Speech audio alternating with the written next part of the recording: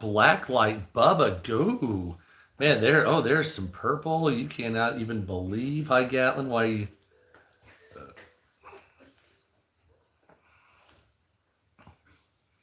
So, Republicans are lying to you.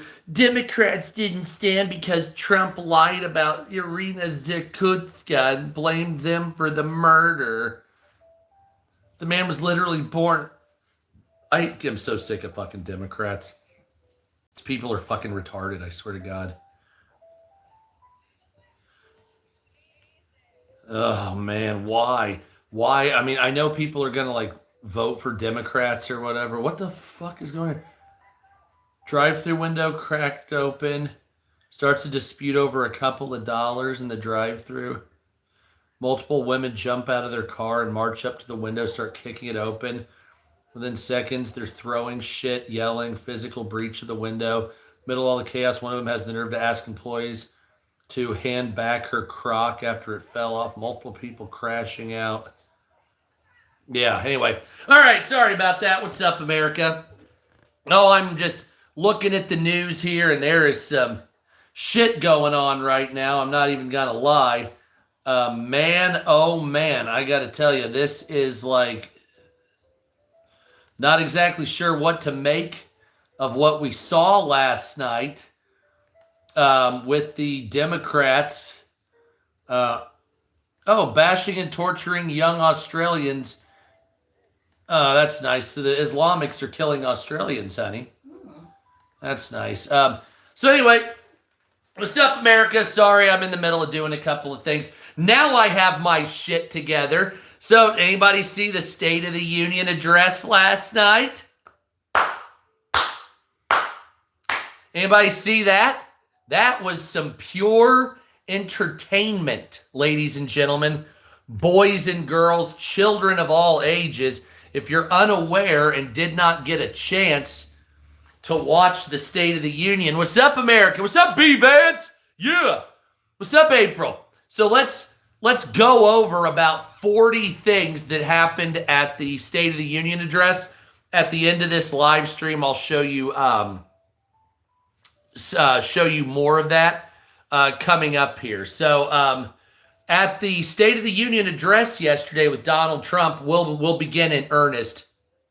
Donald Trump was walking in with entourage, of course, and Representative Al Green held up a sign. What's up, me? Held up a sign that said, "Black people aren't apes," to Donald Trump, and he was quickly escorted from the chamber within, I think, probably 2 minutes or less of him pulling that sign. How long you in for, Deshaun? Oh, my God. That was hilarious. That's a hilarious comment for various reasons. Anyway, so after Al Green was kicked out of the State of the Union address for holding a big sign that said "Black people aren't apes," then Donald Trump got at the mic. So I'm going to go a couple of... I'm not sure if he did or not exactly. It's one of those things, if they get arrested, they just throw them, take them right out, and then they pass and come right back again. So then Donald Trump got up to speak, and I'll say this in different ways how it worked. Basically, Donald Trump stopped for a little while and asked everybody to stand up if the first duty of their job was to protect the American people over illegal immigrants. So all the Republicans stood up and woo! And the Democrats sat there with their fucking thumb up their ass, basically saying to the world that illegal aliens are more important than the American citizen. So Donald Trump did this on purpose because he knew the midterm elections aren't going to be going so well. So now there's literally something out there showing that Democrats would rather support illegal aliens than American citizens. Then Irina Zakutska's mother was there, the white girl that was stabbed to death on a North Carolina tram by a black career criminal. And Donald Trump said some things to her, yada, yada, yada. And of course, the Democrats refused to stand for that. Then there was the Olympic gold medal winners, gave them a standing ovation, except for Democrats, of course, who decided to sit there with their thumb up their ass once again. Yep, Sub America and building a fort in the woods. Oh, hell yeah, what's up, man?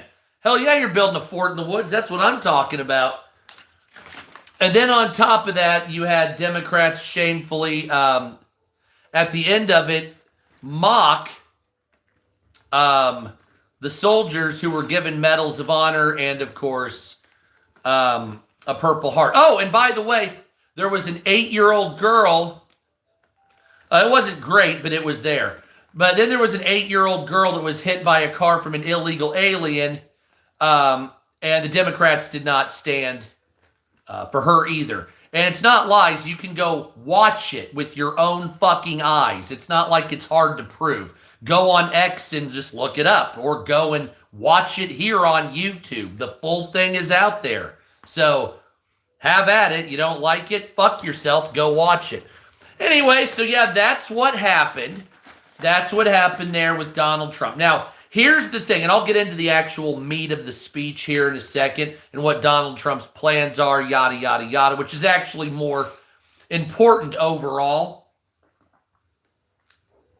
However, the Democrats, well, I should say two Democrats, namely Ilhan Omar and Rashida Tlaib, they got in a shouting match basically with Donald Trump in between him at the podium and then yelling back and forth. She says you're getting Americans killed. He says Somalians need to be deported. Another congressman's trying to put a 25-year moratorium on Somalians coming in. And so that's basically the overview of the dramatic parts of the State of the Union yesterday. So that's what we're looking at here. Republicans call it a victory, a one-up on the Democrats. What's up, Xboxer? Liberals call it a rise of fascism. However, at the same time, what's up, Steph Cox? What's up, America? How you doing? However, at the same time yesterday, Democrats had 3 special elections. I believe 2 in Pennsylvania, 1 in Maine, or maybe 2 in Maine, 1 in Pennsylvania. I can't remember right off the top of my head. And the Democrats won all of those. However, the Pennsylvania, they kept House seats. They were mostly in blue areas, and Maine's a fucking Maine. So you don't really know. I guess whatever the lobster comes around that time of year, that's what we're voting for. Maine's a fucked up place. Not going to lie. But that's what we're doing right now, and that's basically the overview of the State of the Union address. Now, in a couple of days, I'm going to find out what the polling is like. What's up, Katie Woods? What's up, me? I'm going to find out, what's up, America? I'm going to try to find out the polling in the next couple of days. What's up, Woodsman? Yo! To see if Democrats have lost points, to see if Republicans have gained points. My belief is that Democrats will lose approximately 2% in the polling, and Republicans will gain 2 to 3%, depending if it's only 16. Yeah, that's what I'm saying. Thank you, my friend. Thumbs up the stream. And so we'll see what happens with those polls later on. But it's too early. It's too early. What's up, Maple Cat? It's too early to get a notion of what Democrats and Republicans are doing. The last updated polling that I have for you is, well, today, but it's very few polls. So it's not enough to really get a reaction to it. As of right now, Democrats are up 4.4% over Republicans at 47.3, with Republicans at 42.9. But the latest figures show Republicans slightly inking upwards. I do not. And Democrats inking downwards very slightly. I'm assuming that'll be changed a little bit. However, Democrats are calling Ilhan Omar a freedom fighter against Donald Trump. And Rashida Tlaib was saying the word KKK to represent Donald Trump. And that's fine and everything. You're allowed to do whatever you want. That's enjoyable. But here's a couple of things I learned. Here's a couple of things I learned about what I saw with the State of the Union address. And the State of the Union, obviously, I think it was like half the Democrats boycotted the State of the Union. They had, it's very important, that's right. The Democrats, about half of them boycotted the State of the Union. Thank you, Albania. They Alabama. You're awesome. They had their own little rallies, anti-Trump rallies, whatever you want to call that. Now, at the end of this stream, I'll show you what some of these are. I'll spare you the details. The guests that were on the Democrat side, on their things, were dressed in giraffe and frog costumes. Of course I am. It gives you much less STD chance, and it makes your dick look a lot bigger. So does shaving it, so don't forget. And I mean all of it, not just around the tent pole. I'm talking the whole thing. Anyway, that being the case, what I saw about the Democrats and the Republicans, I saw a couple of things very poignant with the State of the Union. One, there's a complete divide on what Trump's team says versus what they say. What's up, Jesse Rechnick? How you doing? How you doing, my friend? I'm glad to be here on YouTube. Sorry I fucked up your last name there. But the one things I learned about the Democrats specifically on here from watching the State of the Union is, one, the Democrats are far away from the Republicans. They don't want anything to do with it. Two, Democrats are not interested in leadership whatsoever. And when I mean they're not interested in leadership, I don't want you to think that I say that they don't know what they're doing, even though I don't believe they generally do. What I'm saying is that the emotional compromisation, if that's a word, is that a word? We're going to say it's a word, has gotten to the point where Democrats are not leading with logic in any way whatsoever. They're only leading with emotion. And that means that they are need to recuse themselves from leadership if they cannot lead properly. Now, what does leading actually mean?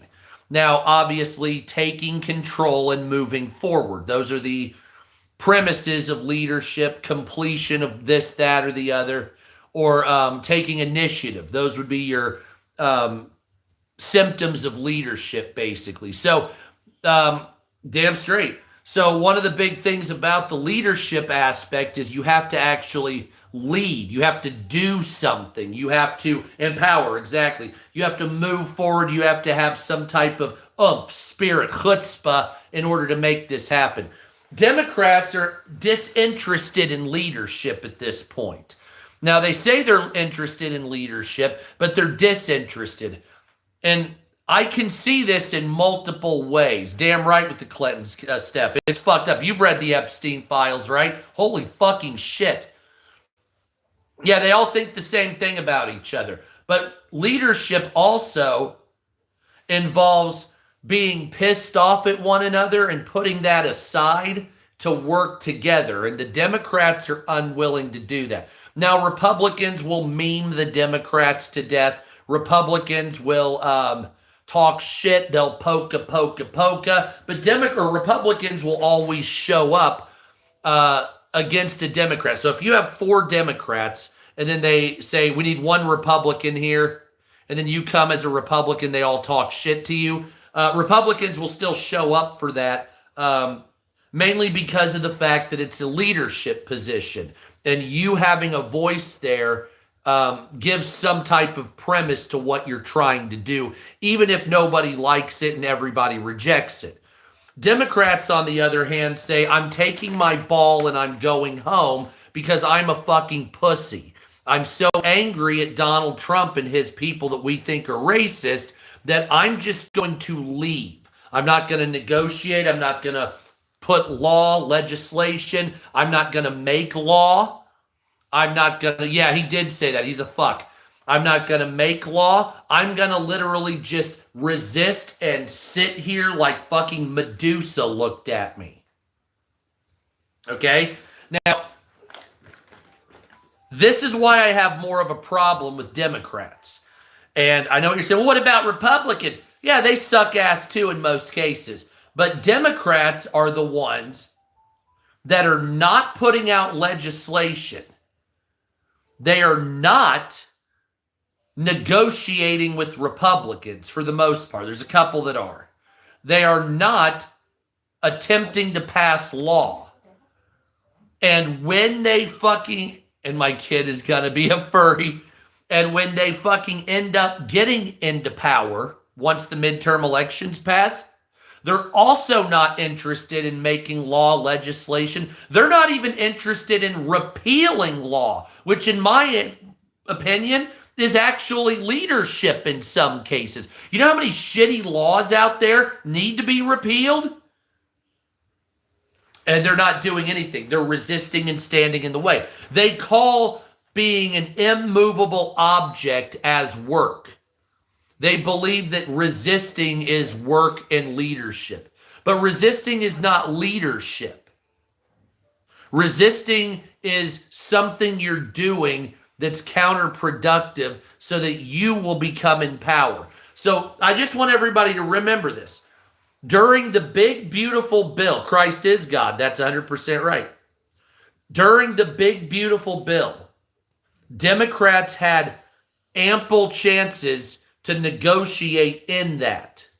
And they refused to do anything. Not one single Democrat that I'm aware of, at least, put their 2 cents for anything in the big, beautiful bill except holding press conferences saying it sucked and it needs to be resisted. Well, that's what I said, to my knowledge. So if you have anything, then tell me what it was in here. But I didn't hear very much. And even then it didn't matter, because once the Senate got a hold of it, you might as well fisted yourself, because it gets fucking bad with the Senate. Nevertheless, there's Hakeem Jeffries.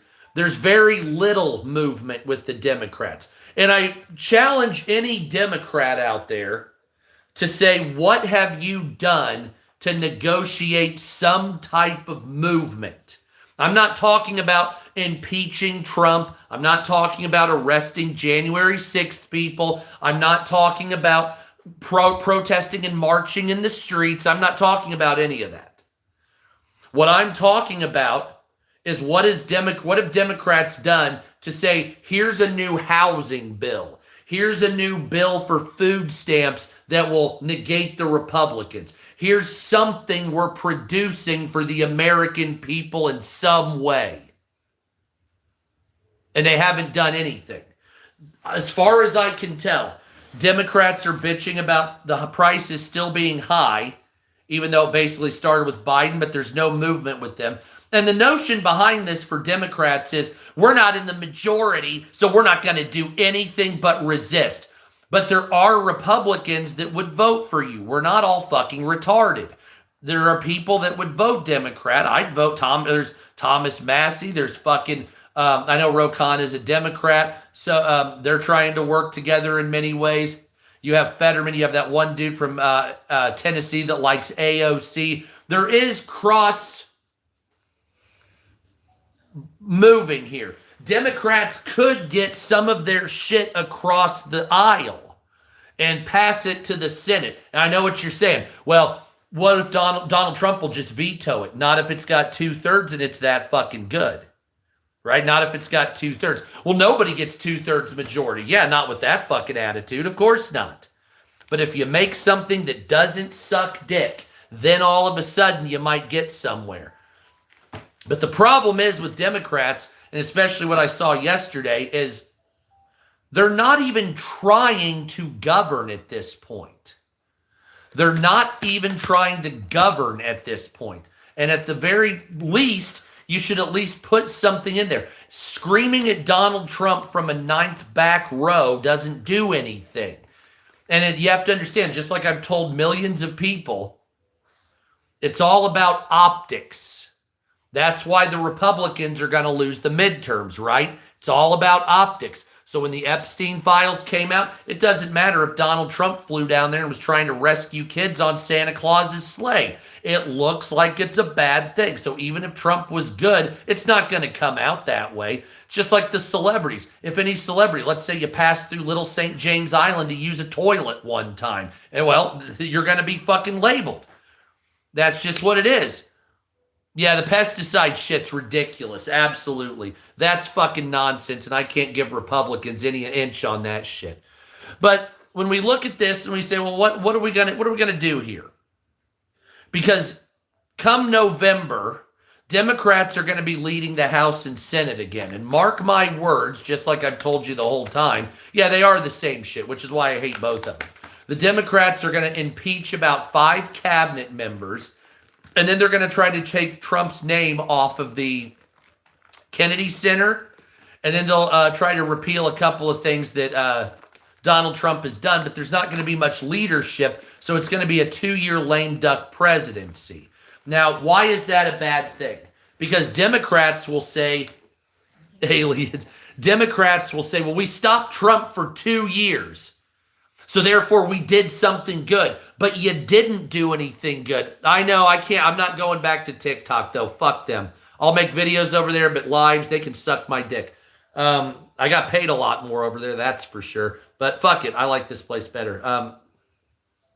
But Democrats have an opportunity. You got to understand something here. And I'm not stupid. I already can see the writing on the wall. Democrats are going to miss this opportunity. So Democrats are, and they think the same thing. We're going to be given an opportunity to win at the midterms. Yeah, I know. Hell yeah, I will. And we're like, yeah, you're gonna have an opportunity when you win. Damn right, American Unity Party. But when the Democrats win the midterm elections, oh yeah, they're definitely both shit faces. The Democrats will not do anything for the poor and the homeless or anybody that's suffering. The same as the Republicans have done nothing for the poor and those that can't afford anything and the suffering. You see how this works? What's up, Nana? Nana, they fucking took your page. What the fuck, man? And so this is one thing that I don't understand. I don't know if like Republicans somewhat know this. Independents know this. I don't know. How long have I been? A half hour? 22 minutes.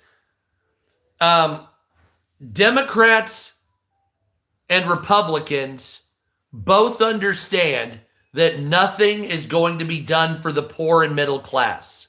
You know that. I know that. The American people know that. You know there's not going to be a stimulus check. You know there's not going to be lower taxes. Suck my dick, Dawn. Fuck you. You know for a fact that nothing's going to be done with the Democrats winning or with the Republicans winning. And so that's just what it is. Now, we can sit here and argue all day or be like Don with his little dick that we just blocked. Shut up. Oh, my God, he's talking bad about a Democrat. I only heard 30 seconds, and now I hate him. Oh, no. This is why I hate people. I'm utterly convinced that one half of the world is literal NPCs. Non-playable characters that are only there to, I swear to God, train the system. I wonder why Dawn had such a little dick. Huh. It's all right. It'll descend one of these days, brother. Or shave it. It'll look bigger. What's up, Virginia? How you doing? So, and I'm not a huge fan of Democrats. But when Democrats win the November election, most normal people, so I'm not talking politics. Political people are fucking retarded, okay? Because it's all about money and power and blah, blah, blah. If you, an American citizen, just you, and somebody said, hey, for the next 2 years, you can try to change shit in the government, right? Hey, your mom looked like a pale Kamala Harris sucking my dick the other day, fuckbag. But I didn't say shit to her, so you know. It's all right, though. There's the door, dickhead. So, if I was a Democrat and I won, and I said I have 2 years to negate Trump or to make life better for the American people, I would barely sleep and I'd be spending every second of my day going out trying to produce legislation to help the poor, stop pesticides, clean up the planet, whatever the fuck, right? But they're not going to do that. Oh, I would love to. You let me know, man. I'll run. They're not going to do that. What they're going to do, unfortunately, I don't have a party. I don't have a political party. So what they're going to do, unfortunately, is they're going to start talking about Trump being a fascist, trying to arrest people. January 6th will come up for the next 2 full years. So I just want you to know, by the end of Trump's presidency, we're going to be doing 7 years of January 6th. You want to know why that is, right? Because the politicians were there. It doesn't mean anything to you, but it means something to them because they were there and they're terrified. And so that ruined their whole life. That because they were what do you call it? Inconvenienced. They were inconvenienced in their life. You see how that works?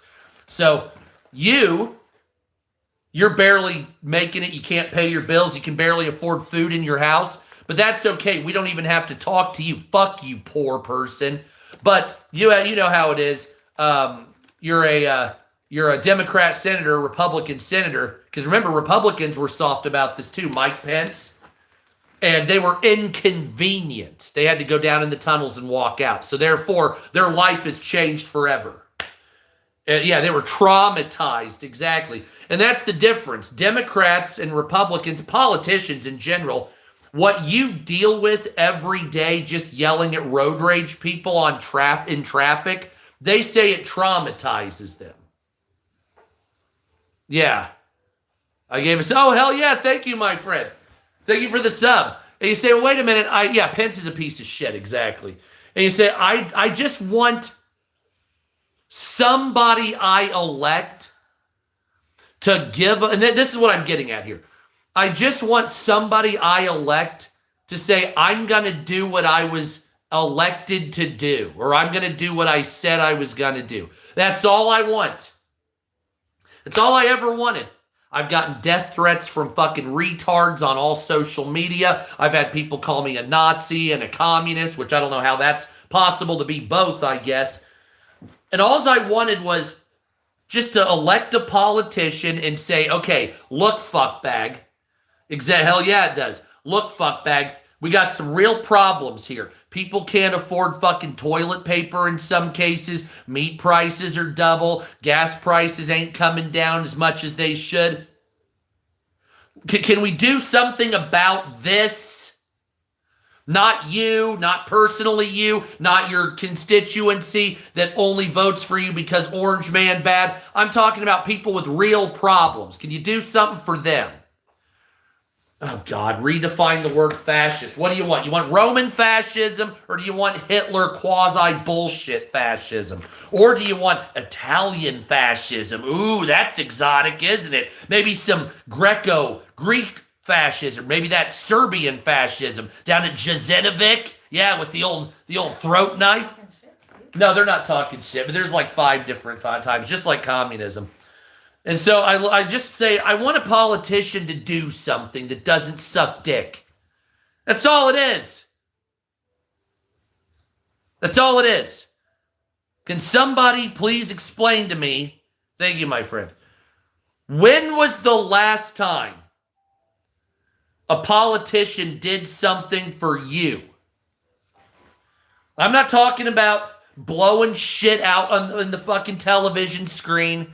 I'm not talking about fucking, we're gonna do this, we may do this, it's a good idea, wringing your hands, sucking dick.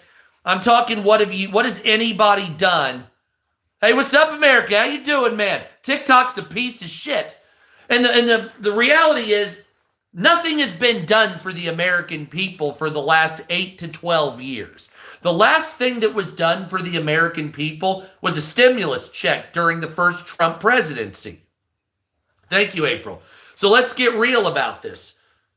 Donald Trump was in charge. We got a stimulus check. Was that before or after COVID? It was after, wasn't it? Okay, so to get Donald Trump in power, We're going to kick all the illegals out, build a wall, end woke. Year and a half comes into it. COVID, economy goes in the shitter. Stimulus check comes. Bait and a bunch of riots back and forth the years previous. Great, wonderful. Biden came in. We're going to restore America by doubling prices. Suck my dick. And everybody was suffering for 2 years. No, Biden didn't listen to anybody. Didn't give a fuck. Fuck you. Okay, so now we're all suffering. So Trump gets into power. Okay, we're going to lower prices. Yeah, here we go. We're going to lower prices. Affordable houses. So what's the first thing Trump does? We're going to garnish your wages for student loans that you can't pay. Why can't you pay the student loans? Because 4 years of Joe Biden made me poor. Not paying my student loans, not because I don't want to. I'm not paying my student loans because I can't. I have to pay rent and eat food first. Once I have enough money, and I know it's not that cut and dry, but I'm editorializing here.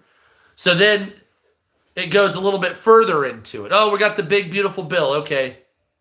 No tax on tips, no tax on overtime, no tax on... Okay, great.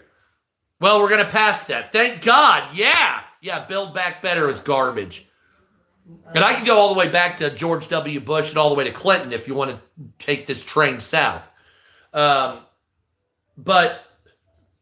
then you find out, big, beautiful bill, it's all exemptions, it's all fucking shit. It's like, it doesn't mean... You just don't pay taxes. See, when they said there's no tax on tips, like I've said before, the thought process here was anything that's a credit card tip or anything like that, that's when I work as a server, I'm going to treat it like cash. It's just not going to be a thing anymore. So if I'm a Hooters waitress and somebody puts a $20 tip on the credit card, that just goes to my paycheck. I don't have to pay taxes on it. It's really that simple. How many Africans are at 40 to 60 have any money for retirement? Absolutely none. Or me. Yeah, we're all fucked. Exactly. And so, but that's not what happened. Now this all started with George Bush the first. Arguably, it started with Ronald Reagan, but I still don't believe Ronald Reagan was in it. I think Bush and the others utilized his shit to turn it into this. So all this bullshit, so like the economy America was one way, and then after World War II, it was another because of the humongous debt. We got out of the deficit, we righted the economy. The 50s were good, the 60s were good. Then the social upheaval of the early to mid 60s into the 70s continued. All the way until Jimmy Carter was out of office in 1980 or 81. I can't remember which. And then the Iran shit, all this other bull crap. So Ronald Reagan is I don't know how I want to put this. Ronald Reagan crashed the economy on purpose to unfuck what Jimmy Carter did. So Jimmy Carter, I wasn't alive during this time, but there were gas lines, prices were high, it was shortages, everything was fucked up. After he was gone, Ronald Reagan crashed the economy so basically he did is a hyper-deflation in a sense, if you want to call it that. So when he took over, he crashed the economy, it rose. There was another drop in 1986? Something like that. Yeah, he seemed concerned. And but the problem is with Ronald Reagan is he invented this notion that was called trickle-down economics. And so before Ronald Reagan, you earned your keep and the rich paid a substantially higher tax rate in order for a forced reinvestment into the United States, basically. All I experienced was taken down. Yeah, I was alive for that too, 1989, I think it was. I remember watching that on TV. But the notion then began that my wealth and my success is now attached to the wealth and success of the wealthy. So I'm just some lazy slob, and I do whatever I do for a job. And so it was then the economy was tied to the wealthy, not the self-made man. We're getting to Trump. I'm going to start there and go through the timeline. And so Reagan went with that. He won a second term. Some people did very well under Reagan. Some people did very poor under Reagan. And then you had George Bush take over. And George Bush was a one-term president, and he was where all this started. Taking the trickle-down economic situation, raising taxes, making sure deregulation in many instances happened. It was a total shit show, and nobody really liked him. He should have never been president, in my opinion. But then Bill Clinton came in, and Bill Clinton said, okay, we're going to pull out all the stops for economic growth. And he did for a while until the NAFTA situation got passed.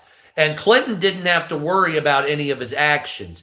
NAFTA was passed. The billionaires took your factories to Mexico and China. They stole your future. By the time Clinton was out of office, was only when the initial of those problems even started coming.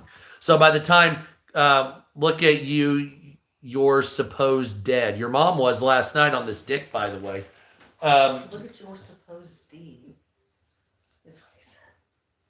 Okay, that's odd. Anyway, yeah, why do you have to pay taxes? And there's some, like if the United States invested itself properly, it could make its own money to finance this. But you'd have to get rid of the Federal Reserve, which is fucked up. Yeah. Anyway, nevertheless, then we go to Clinton, and Clinton did NAFTA. Clinton is arguably what started illegal aliens coming into the United States. Clinton fast-tracked billionaires being able to take factories out of America and hire foreign labor only. Clinton was the reason 10 years after he left office why pensions went away, why any type of health care problem, because it de-incentivized jobs to give a fuck about their workers. You see how that works? So then we move forward, and now we start getting things like planned obsolescence coming into America. Shit that's made in China that's brought over here to break to buy, to break to buy, to break to buy. So then we started that horse shit. So then you added planned obsolescence. You added billionaires taking your factories overseas. You added your jobs going away. You added higher taxes, etc. You added militaristic destabilization with technologies being sent to China, etc., etc. The major cover-ups. Well, then you had George W. Bush. Now, George W. Bush was a soft-core, inept president that utilized 9/11 as a rally for him to gain some prominence. So if you remember George W. Bush's first, however long in office until 9/11, was basically a shitty failure. He was a terrible president.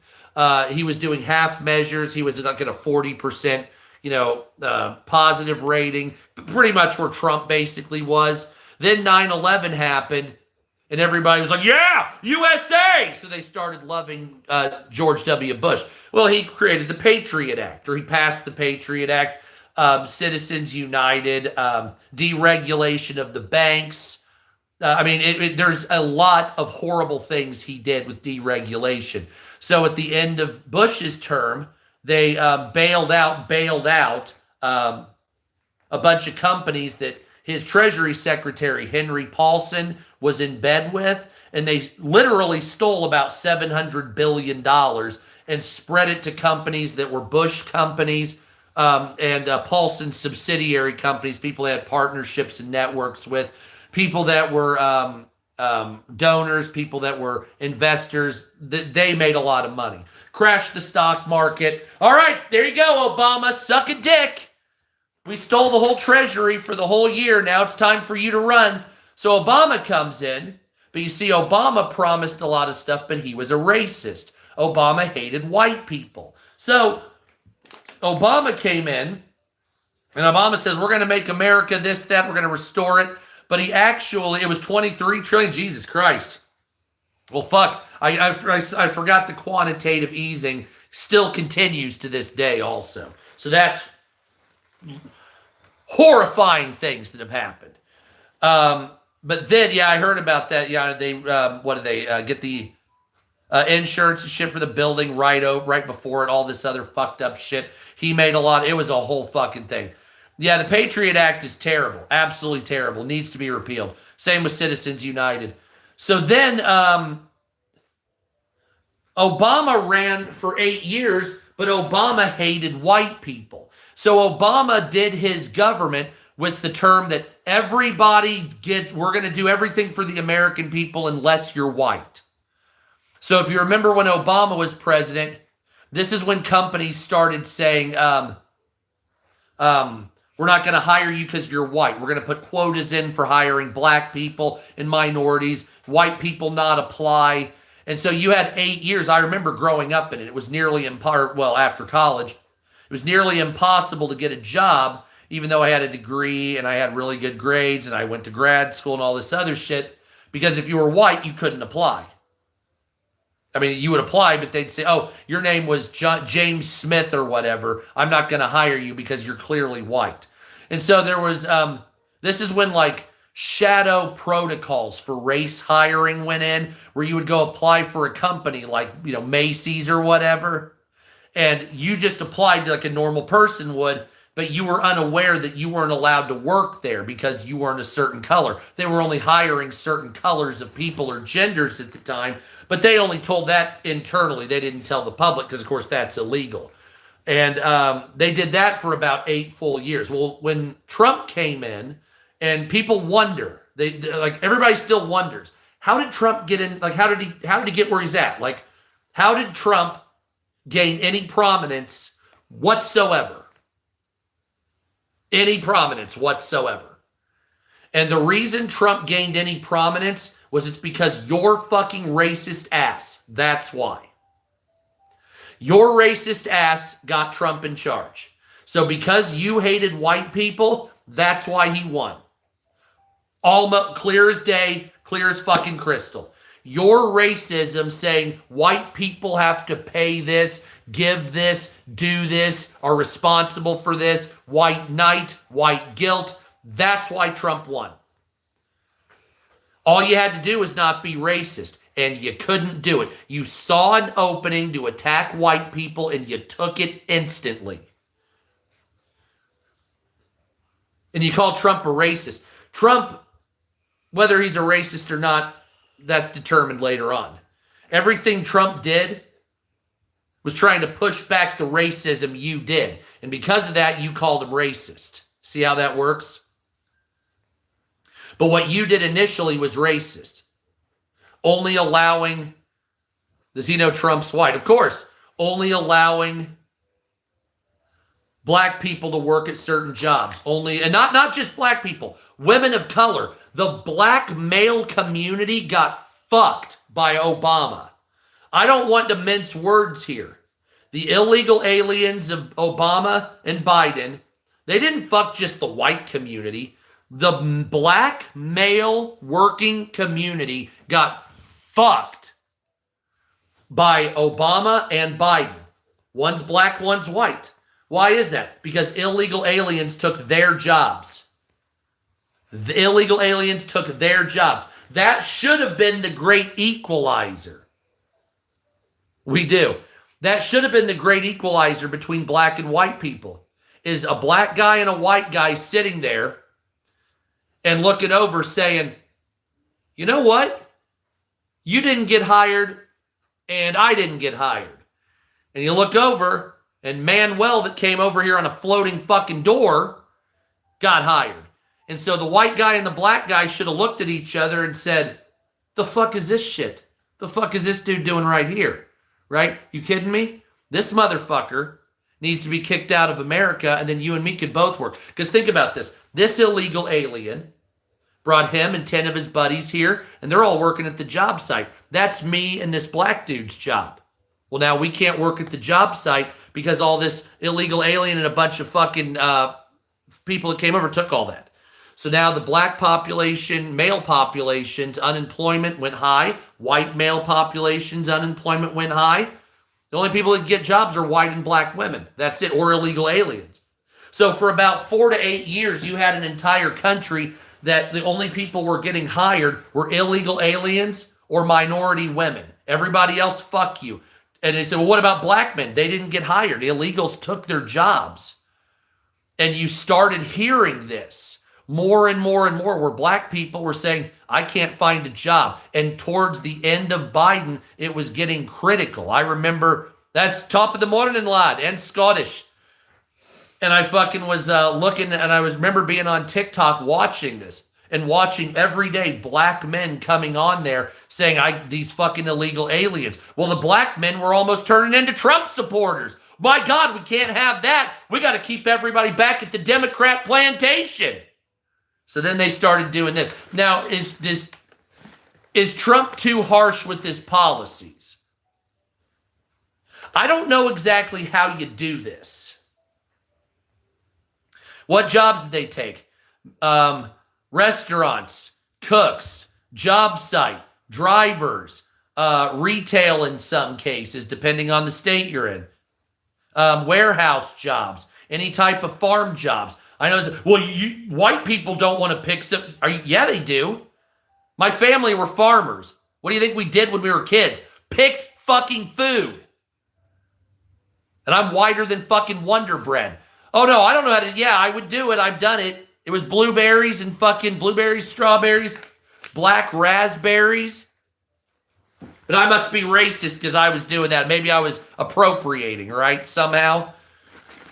But now we're at this point here. And so we've gone through that sordid history of brief overview, if you want to call it that. What's up, America? And you say, well, now we're under Trump. Now we're here at this time. November 25th, 2026. Wonderful. Exactly. I would say electricians. I haven't seen a Mexican guy electrocuted yet. Anyway, so you say we're with Trump. We're at Trump. We're right now. So it doesn't matter what's happened in the past, because the billionaires got rich on your stolen future that went to China and Mexico with your jobs. The Democrats hate white people. Anybody who is considered a liberal runs only on gender and race and immigration status. Anybody that's a conservative or just right of socialism is considered a Nazi. There is no, that's it. That's all you have here. It's either I'm a Democrat and I bow to minorities as a white person, or I'm better than you because of my skin color, or you're a Nazi. There is no difference. And so when I look at this shit and I say, this is a terrible lifestyle. This is absolutely terrible.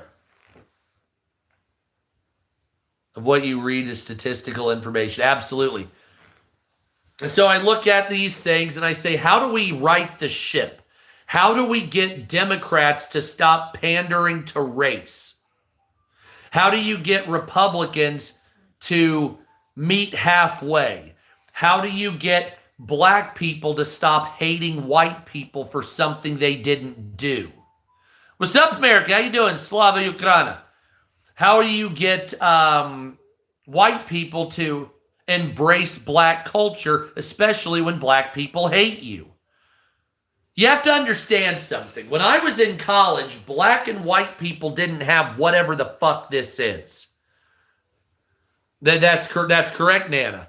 When I was in college, black and white people were dating each other. And not just a black dude with a white girl. There was white dudes taking it back all over the place. Me and my wife used to notice. We'd be like, oh, another white guy taking it back. Look at that. You see a white guy with some black girl up in college at the mall. You don't see that as much now. Why don't you see that anymore? Oh, you see the fucking snow bunny everywhere. But you don't see fucking a lot of the other way. Why is that? Well, because you have a resurgence of black on white racism. And white people are trained that they're not allowed to be proud of their history or skin at all. That they should just die, basically. So white people are retreating. And they still don't like, see it. They don't, yeah.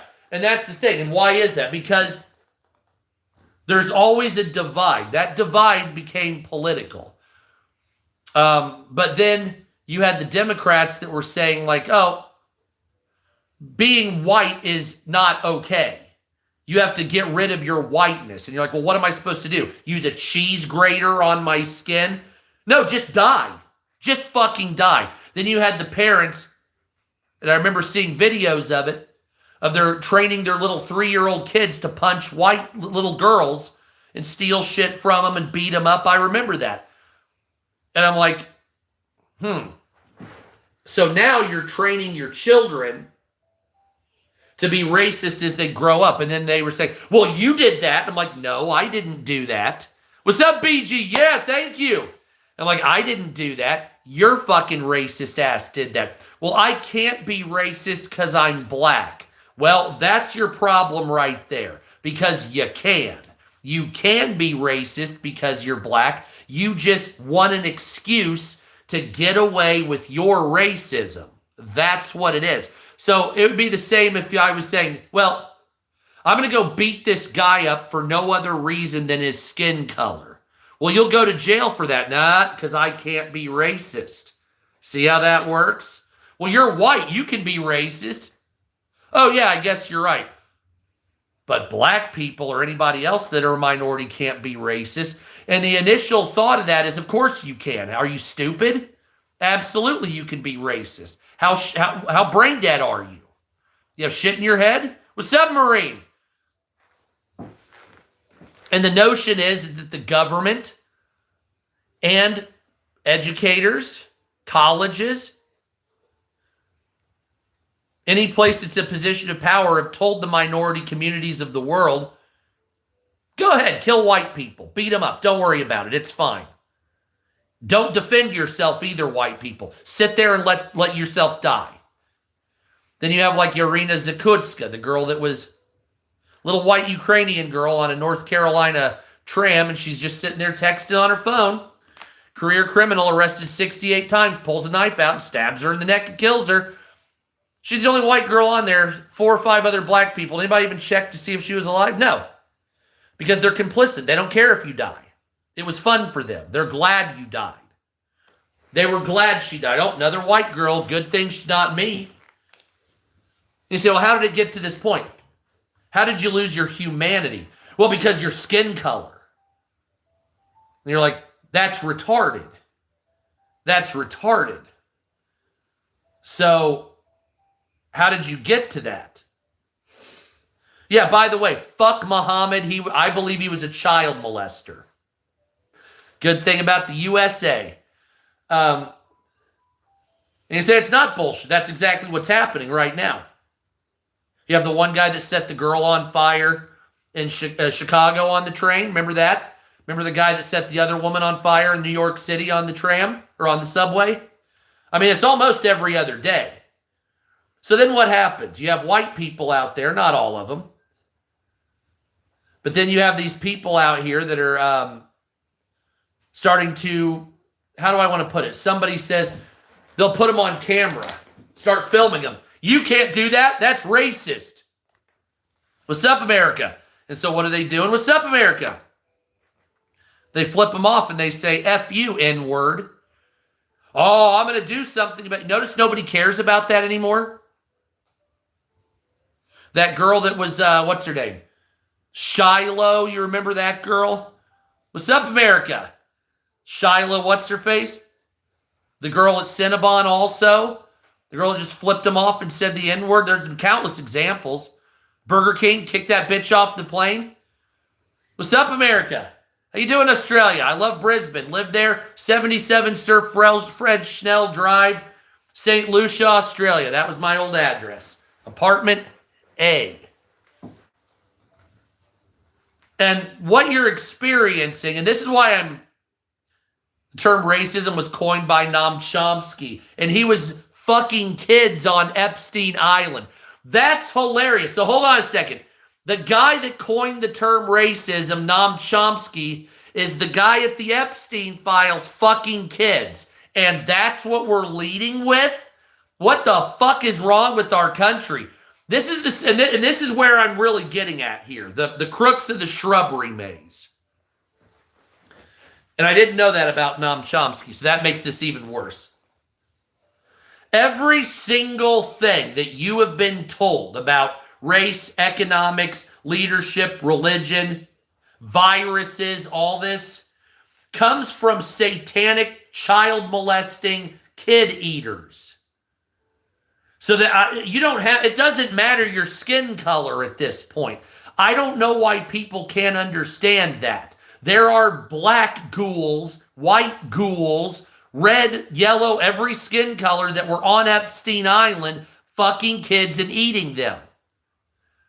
So there's a white guy doing it, a black guy doing it, a Chinese person, a Mexican guy. All races were represented at the dining table of adrenochrome, of Fazelgate. You understand that?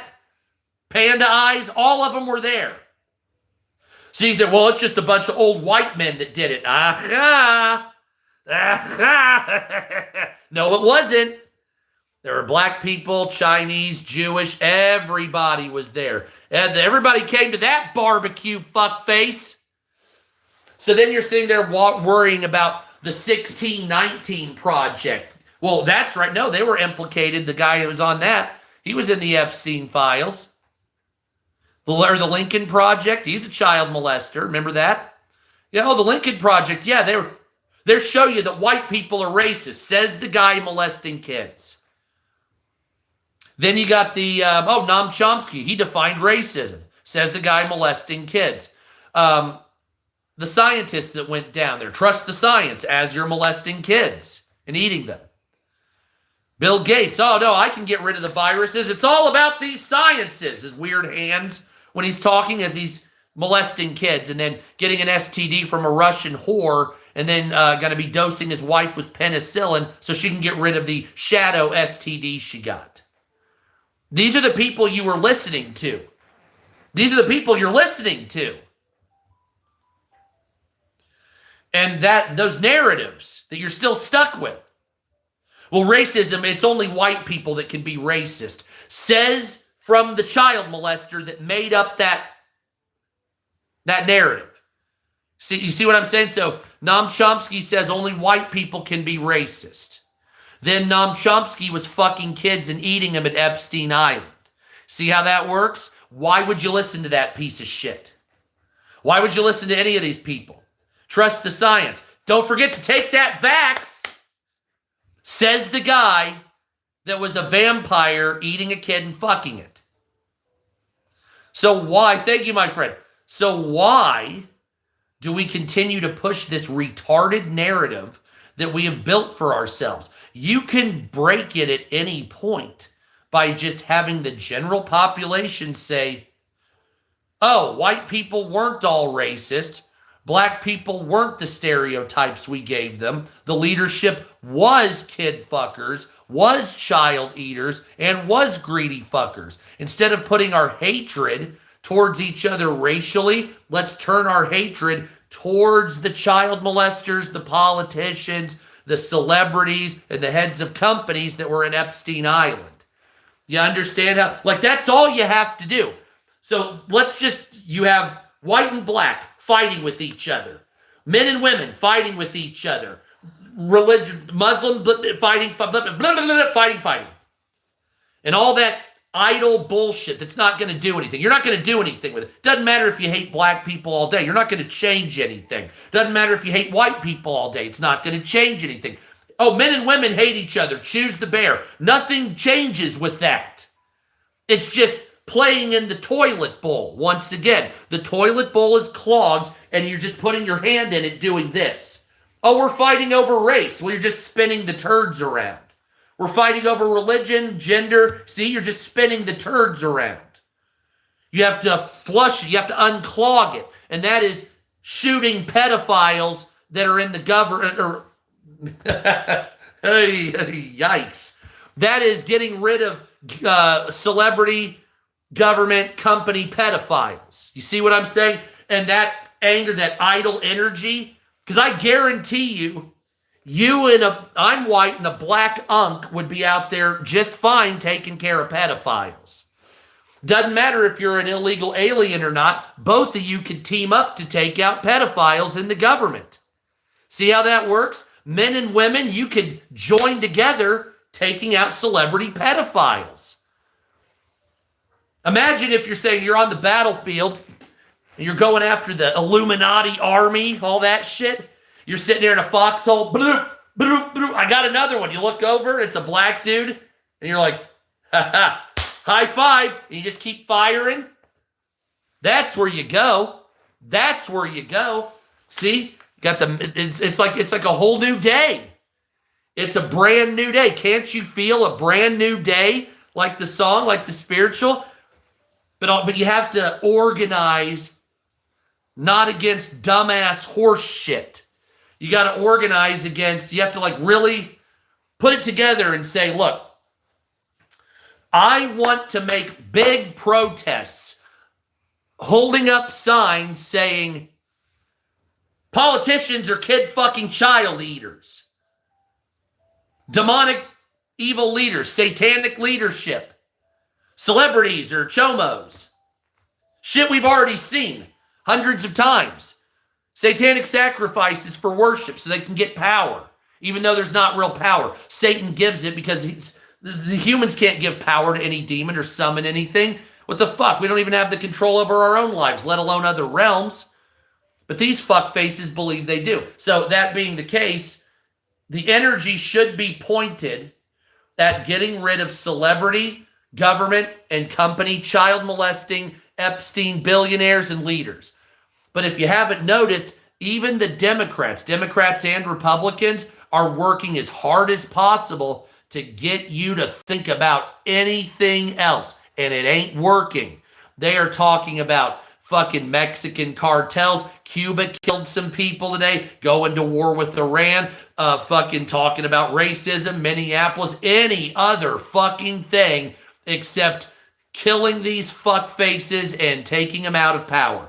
But you're not buying it this time, are you? You're not buying their misdirection this time. How many of you have forgotten about the Epstein files? I just want to take a quick poll here.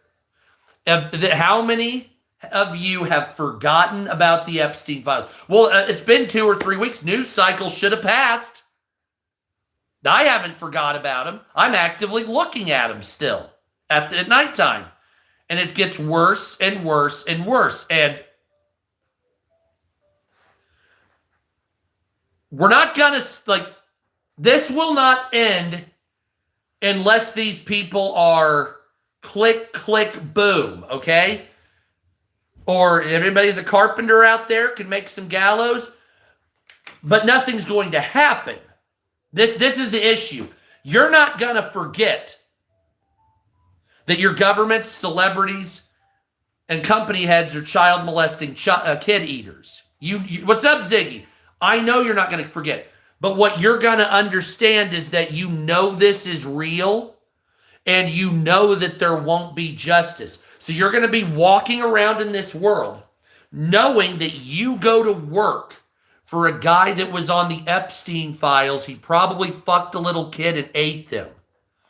And you're making him money by going to work. You're going to know that these people that you voted for were fucking kids on the Epstein files. And now they're your leaders. You have to do what they say now. You're going to know that some of the celebrities, you bought their albums. You went to their concerts in some cases. And now you know they were on the Epstein list, fucking kids and eating them. But you're still hearing their music. You're still seeing their faces. Companies are still using these people to endorse their products. Thank you, BG. So like Beyonce and Jay-Z, both in the Epstein files, yet still being utilized as ad tools. So they're trying to normalize lack of justice and normalizing pedophilia. And then the other day, an article came out that said pedophilia was not a crime. It's a mental illness. It's a disorder. This tells you what they're trying to do. The reason they're trying to do that is because then it will normalize their behavior. So you'll say, oh, okay. And the thing is they didn't have to really do anything. You did that yourself. After the Epstein files were released, you started reading and you said, this is horrifying. Well, I have to go to work today. Nothing, chickens do have lips. Nothing changed at all. Epstein files dropped, you went to work. Epstein files dropped, taxes were paid. Oh, that's beautiful. That is nice. Epstein files were dropped, you're still going to work for that company. Larry Ellison, was that his name, the guy at Harvard? No, Larry Summers. Larry Summers. Larry Summers was on the Epstein files. He said he was recusing himself from public life. He just stepped down today. So he sat there in a couple of months. He sat there for a month before he left. These people are proud of it. They're like, how do I put this? Howard Lutnick was on Epstein Island.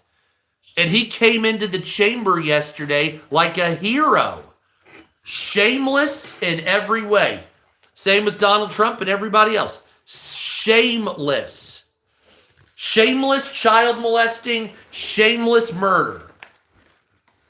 Literally telling you, I'm doing it in the open, in public, and I'm getting away with it. You know I'm getting away with it. Fuck you. Suck my dick and I'll do it again. And I guarantee there's another child trafficking island somewhere in the world right now that you and me do not know about. I guarantee it. And they're going to do it. They're going to have another facilitator. It wouldn't put it past me. I wouldn't put it past me for the government to be making money from other countries by selling children. I wouldn't put it past our government to have spent $500 billion on trafficking children for their own sexual pleasure. Just for the sexual thrill. Nothing else. You say, that's sickening. That's sickening. Okay, so let me put it to you this way. The sickest, weirdest thing you've ever thought. Would you do it? 99% of you say no. Because it's a crime, or it's delusional, or it's going to start a war, or something like that.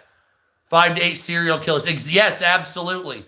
There's a couple in Texas right now. Absolutely, chicken. So, you say, there's got to be justice. And they're trying to spin this into a way of, instead of getting justice, let's normalize this behavior so we can continue it. And mark my words, they will. They will normalize what they're doing. They will normalize what they're doing. It will be, they'll say that there needs to be less people, or that it's a disorder and they didn't mean to, or they'll figure some other way.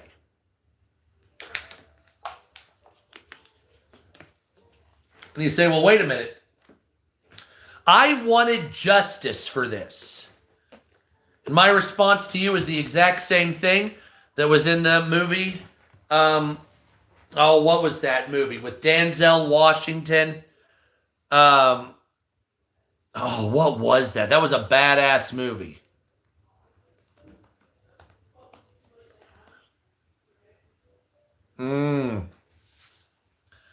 No, hold on. Let me think of it, because I'll look up the IMDb. Not Training Day, not Malcolm X. Both good movies, by the way. There's really almost nothing he's done that's bad. Equalizer.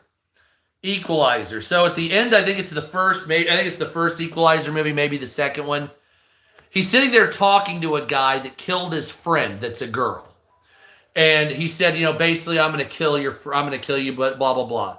And so when he's basically finding out that his friend killed his other friend that was a girl, he looks and he says, Mac, he goes, what do you think? He goes, he said, I'm Jewish. There's no justice. It's just people doing shit. There is no justice that's celestial guaranteed to you. It's just shit people do, right? So whether you kill somebody or whether you help them, it's just shit people do. It's just behavior. And you say, well, I want to kill a person. I want to get justice for it. That's just another behavior. Justice is a made-up thing by you. It's esoteric. It comes in spurts. Most of the time, there is no justice. And that's what he said in the movie. Most of the time, there is no justice, but in this case, I'll make an exception. But in that movie, the writer of The Equalizer was correct. In most cases, there's not justice. That's correct. Nor are you entitled to justice. Those are the two things people have to understand here. Because you live in this world and you say, we have a justice system, we have this, that, or the other. So I'm entitled to justice, and you're not entitled to justice. That's the issue. Every now and again, you'll get it. Every now and again. And when you do get it, they make it so... I'll put it to you this way. It's so rare to get justice that they televise it when it does happen in some cases. You see? That's fucked. And you say, well, I don't want to live in that world. Well, where the fuck do you think you are? You don't get justice till after you die. Justice here is not assumed. What's up, Shermanator? Justice in this world is not assumed. You only gain justice after you die. And you don't dish it out. It's not for you to get it. You sit there, deal with it. People kill each other. They rape each other. They do horrible things. And then they die. This is a stage. This world is a stage. And we are merely actors. And so if you go out there and you say, well, I'm going to live a good life, never hurt anybody, always give to charity, and you get murdered for your car. You don't have to atone for what he did to you. So when you die and you say, oh, I worked 80 years, little old man, get into my car, and I died. This guy killed me and stole my car. You'll get to go to heaven. The justice isn't coming for you. You didn't do anything bad. And anything you did do bad that was a sin, you believed in Jesus, you made atonements for it before you died, you get to go to heaven. That guy has to now face justice for what he did to you. And you say, well, wait a minute. I didn't get justice while I was alive. That's right. You didn't. That is correct. You did not get justice while you were alive because there was no necessity for justice as a point of being here. It's just shit people do. Why is it like that? Because the shit you do determines the justice you get when you die. That's the whole point of it. Because everybody, I was born here. I didn't want to be here. It's cold. It sucks. I have to wake up. It's not comfortable. I'm much warmer in bed sleeping, as you would have been dead or in the womb. Okay? So I have to wake up, feed the body, deal with sickness that may hurt, may make me feel bad. I didn't sign up for any of this. It was just handed to me. That's correct. It was just handed to you. And what you were given with is what you were supposed to do with life. Now, do works matter? Or is it just the fact that you believe in Jesus? That's the age-old question. The Eastern Orthodox Church will tell you that your works matter. The Catholic Church and the Protestants will say grace alone. What is it? I can't think of any world that I would ever live in where you could be Hitler and say, I'm sorry, I believed that you were God, and you go to heaven. Cannot see that at all. So if you're like, well, I'm Hitler, I killed 6 million Jews, but I'm sorry and please forgive me. The works show that you're a murderer. At the same time, the thief on the cross, exactly. At the same time, why would God send everybody to hell knowing that they were imperfect through this whole stage? If God purifies your mind and heart, how would you sin in heaven? So these are my questions I have to deal with. Talking to God, saying, being like, well, I know you're angry at me for my sin, and I know I deserve to die and go to hell. At the same time, my mind and my heart are not purified to ever not sin. Well, you're supposed to resist it. Well, it says in the Bible you're inadequate to resist sin. Okay, well then help me. Can't do it without the Holy Spirit. Well, then send me the Holy Spirit. Nope, you're sinning. It's you see how this works? So I'm not like the Holy Spirit. Is it necessary? I felt it. I don't believe I'm full of it. Maybe I am. Thank you, Shermanator. But I don't believe, like I believe I had the Holy Spirit once and I said a bunch of shit and did a bunch of bad things and it's gone now. So how do I get to heaven? Well, you have to have the Holy Spirit. What if I don't have it? Then you rot and die. Okay, well, that doesn't sound very forgiving to me. Like if I was a couple of years ago rebuked the Holy Spirit because I was having a shitty life and I was being destroyed, and then I came back to God. Nope, you did that one thing. I can't forgive that. I can forgive any other thing but that. That doesn't seem like Jesus to me. Because we keep hearing about unforgivable sins. I don't give a fuck what anybody tells me. I don't care what's written. There cannot be an unforgivable sin. How does that exist? How is there? That has to be a human construction. That has to be. I mean, unless you just say, fuck you, I'm not worshiping you, take your ball and go home. I understand that. If Jesus is like, I'm here, worship me, and you're like, yeah, fuck you. You never come back, even on your deathbed? Okay, I can understand telling him to fuck himself. That's one thing. Got it. I don't think suicide either. Even Martin Luther didn't think that, because what if people aren't in their right mind? And even then, if you are a horrible, horrible person, but you die and Jesus purifies your mind and heart, how would you ever sin again? So my whole thing is, why isn't the free will is one thing, but if you're corrupted by sin, your free will always be evil. See how that works? So this is where I kind of come into it. It's like you have free will, so you can sin or not sin. But because you're a human, you're always going to sin, even with your free will. But you're going to be punished for something you're going to naturally do because you can't stop it. But now we're going to go to hell for your natural behaviors. Well, I don't want to be like this. Well, you didn't want to be like that, but you still were. So I'm still punishing you for it. But what happened to the grace of God? Oh, there is grace, except for this and this and this and this and this and this and this and this and this and this and this and this and this. I have read the book of Enoch. Yes, that's a good one.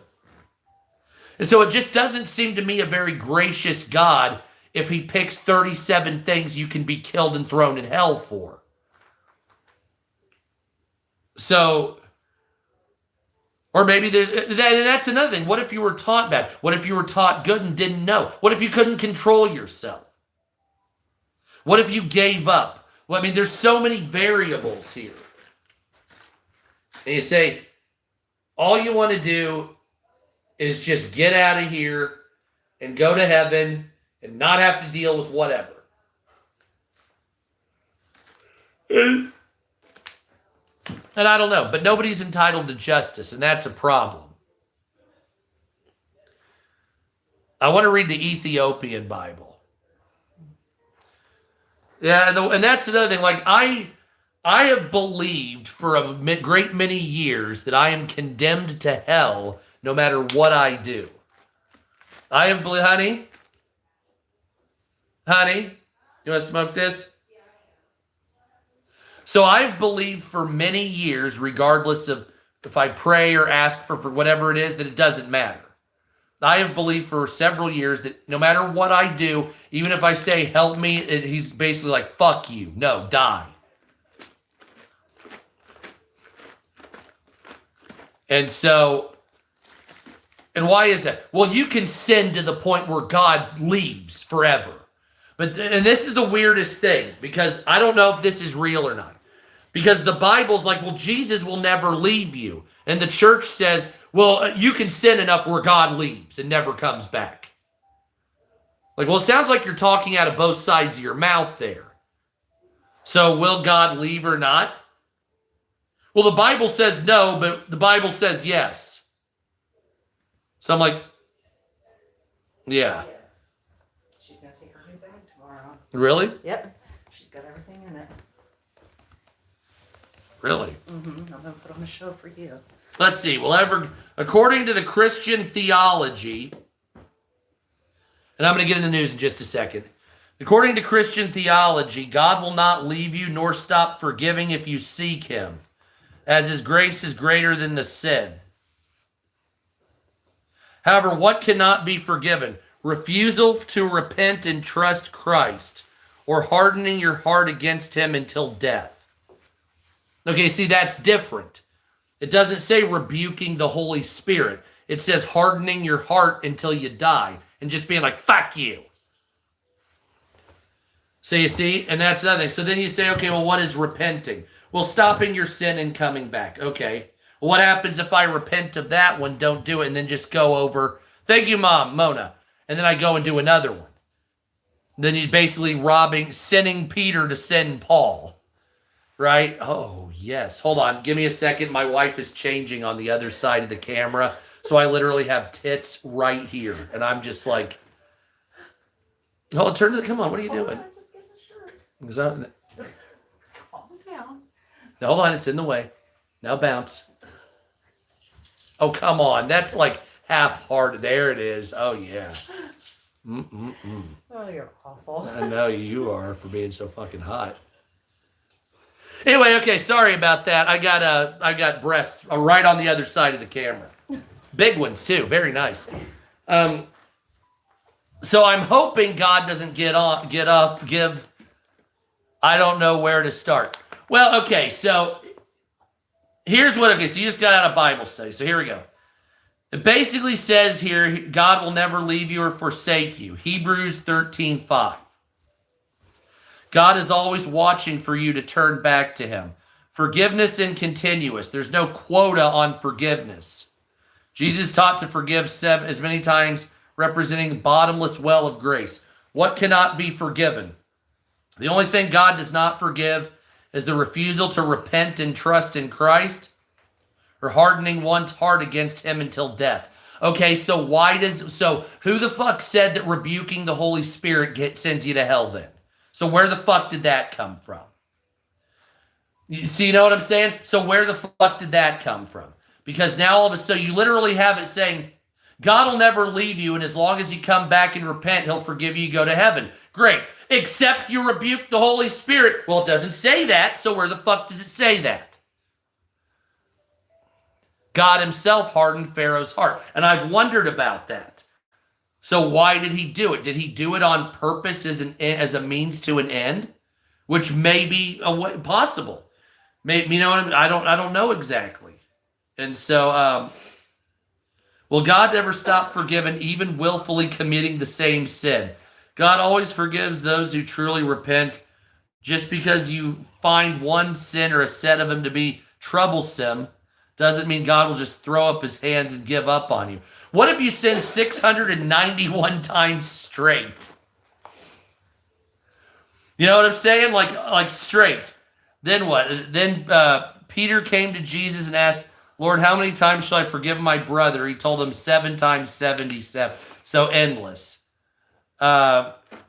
Romans, what should say? Should we continue to sin so that grace may multiply?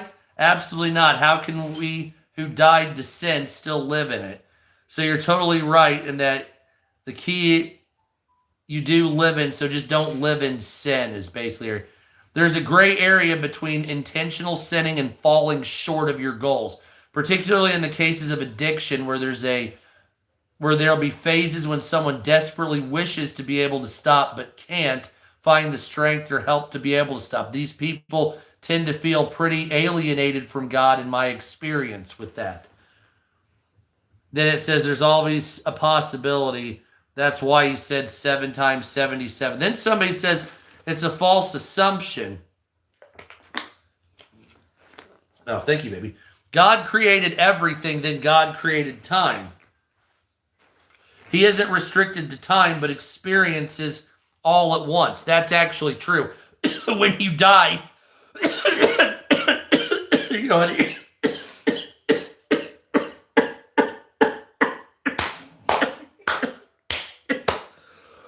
oh my God, that is strong. Okay, so for reference, I died of an overdose before and I ended up on the other side. You don't get judged like you think. People say, like, oh, you get judged, it's at the end of the world. And no, you're judged right away. Right away. Right as soon as you leave your body, you realize where you're at, what's happening, all this shit. You get judged immediately when you leave your body. That's it. Out of the body, there you are. Realize what's happening. Oh, it's God, judged instantly. That's it. Because time doesn't exist outside in the other realm. So when you cross the veil, after you die, you don't, it's not like, well, hold on, I get to wait 20 minutes. 20 minutes is 800 years is 5 minutes. You see what I'm saying? It's a really weird place to be. Because you could technically go forward and backward. You can slow it down. For instance, okay, so I'll just tell you the story. And if you want to share this, please do. Thumbs up, by the way. So many years ago, I was at a rave. A long time ago. I haven't really said this ever on YouTube, so. Many years ago, I have to remake that video for this channel because they deleted the other one on TikTok. I better make it again, right? So many years ago, I was at a rave. Used to go to drug parties. With 20 people that thought they were my friends and all this other bullshit. And so I've been going to raves and doing or depart from me. I hope I don't get departed from, or I don't want to be told to depart. But, so anyway, I went to this rave. I've been doing it for years. Blah, blah, blah. And I was taking Special K, acid, and a couple of other things. And I bought some more Special K. However, the person that had a lot of drugs accidentally sold me a little bag of blow. I can't do any uppers. It'll kill me very quickly. I don't know why, but it doesn't work. So I had been doing K and a bunch of hallucinogenics and downers, and then I did that, and it stopped my heart and killed me. Right there, plain as just... You did it, walking up a hill, and it stops your heart just like that. That's called a speedball, my friend. That's how it was. So when you die, like, you know, you're aware you're dead. You lay down on the ground, because I didn't, like, fall over. I was like, oh, and I did one of these where you lay down, and you're on the ground, and you walk out of your body. So you're like, you stand up again. So you're dead on the thing, and then you physically stand up again. Like, you're like, oh, okay. But you're like standing in your own solar plexus. Your feet are standing in your solar plexus. And it's the weirdest thing because you look down and you're like, oh, there's me dead. You don't really care either, which is hilarious. Because you think you'd be shocked, but you're not shocked in any stretch of the imagination. I could have looked down and seen a fucking dumpster of puppies on fire. And I'd have been like, oh, okay. Because I was leaving the veil, I was leaving this world, it was going through the veil, so this one didn't matter anymore. So there was there was like this weird, I don't know how to describe it, about your, oh, hell yeah, Nana. I need to make that again on TikTok. They keep deleting the fucking thing, assholes. So, the veil, like when you die, everybody thinks that like you go through a tunnel and shit. Initially, that's not the case. Initially, when you die, when you become into your spirit, you have gone on the other side of the veil. The veil is right in front of you, right here. It is hugging your fucking eyes, mouth, and nose. You whisper through it. Osmose through it. That's the best way I can do it. And so when you're dead, you're in this world. When you wake up and stand back up again, you're in that dimension now. Anyone waiting? No, this is because I was going to hell. So let me tell you how this works. So, well, I know Jesus was there, but I didn't see him. Could only feel him. So when I left the body, I could see the rave around me. And through the veil, everybody was moving slow. Time was, it was like they were smearing almost, like you're looking through like a fish tank. You know how the fish look on the other side, wavy and kind of like it's not real, but it is. It was like me in real life was looking into the fish tank, right? And so the people are there and they have like smears behind them. They're moving slower, faster, slower. Like you can control the speed at which it speeds up, goes back. You could literally sit there and like push the button and all the way through and then repeat it back and do this shit with it. Really fucking weird. Anyway, but then at some point, there is a tunnel that appears, but you have to be on the other side of the veil to get to that point. That's why you have to die to go to the other realm, because the other realm is only accessible through death, or unless you're ushered in by God. So I guess dying takes you into the next realm, or if it's like Enoch and I think it was Elijah and maybe one other guy that were able to walk away, right? And that's what happened. Like there were 3 people in the Bible that were able to die or get there without death. Anyway, so when you get on the other side, it's the exact other side, but you're in a celestial world. So this is all I know about it. Up at the top, up in the sky, right up there, it was like it looked like somebody at first took like a pen and just poked a little dot in it. Little black dot, right? I mean, tiny, like, you know, the size of like that black pixel right there. And then it started growing into like this size, and then like that size, and then this size, and then that size, and then this size, like my head. And as it was growing, it was this tunnel getting closer like this. And it was a black, purplish vortex of terror. And that's where it was going to take me, because I died. That's what happens when you die in sin. So what was I doing when I died? I was on everything but roller skates as far as drugs. God only knows what weird shit I had done before that I'm sure was a sin. I died in a very depressed, unhappy place with horrible people who were not my friends, that were, you know, how do you want to call it? It was like if you died in like a pirate whorehouse. Okay, I'll just put it to you this way. If you died at a whorehouse or a drug party or a gangbang, are you going to go to heaven? So you're sitting there in the middle of fucking 9 people and, heart attack, you're going to go to heaven at that? No, you died in the middle of a fucking gangbang. That's literally dying in your sin. Like, it actually is that. Like, I understand people are saying, like, well, if I die in my sin, it means I didn't repent. That too. But it also means, hey, I'm committing a sin right now as I'm dying. Literally dying in your sin. Like, I think both actually mean the same thing. I think it could be both things, the way it's, anyway. So the tunnel was coming to get me. This is how I know Jesus actually exists.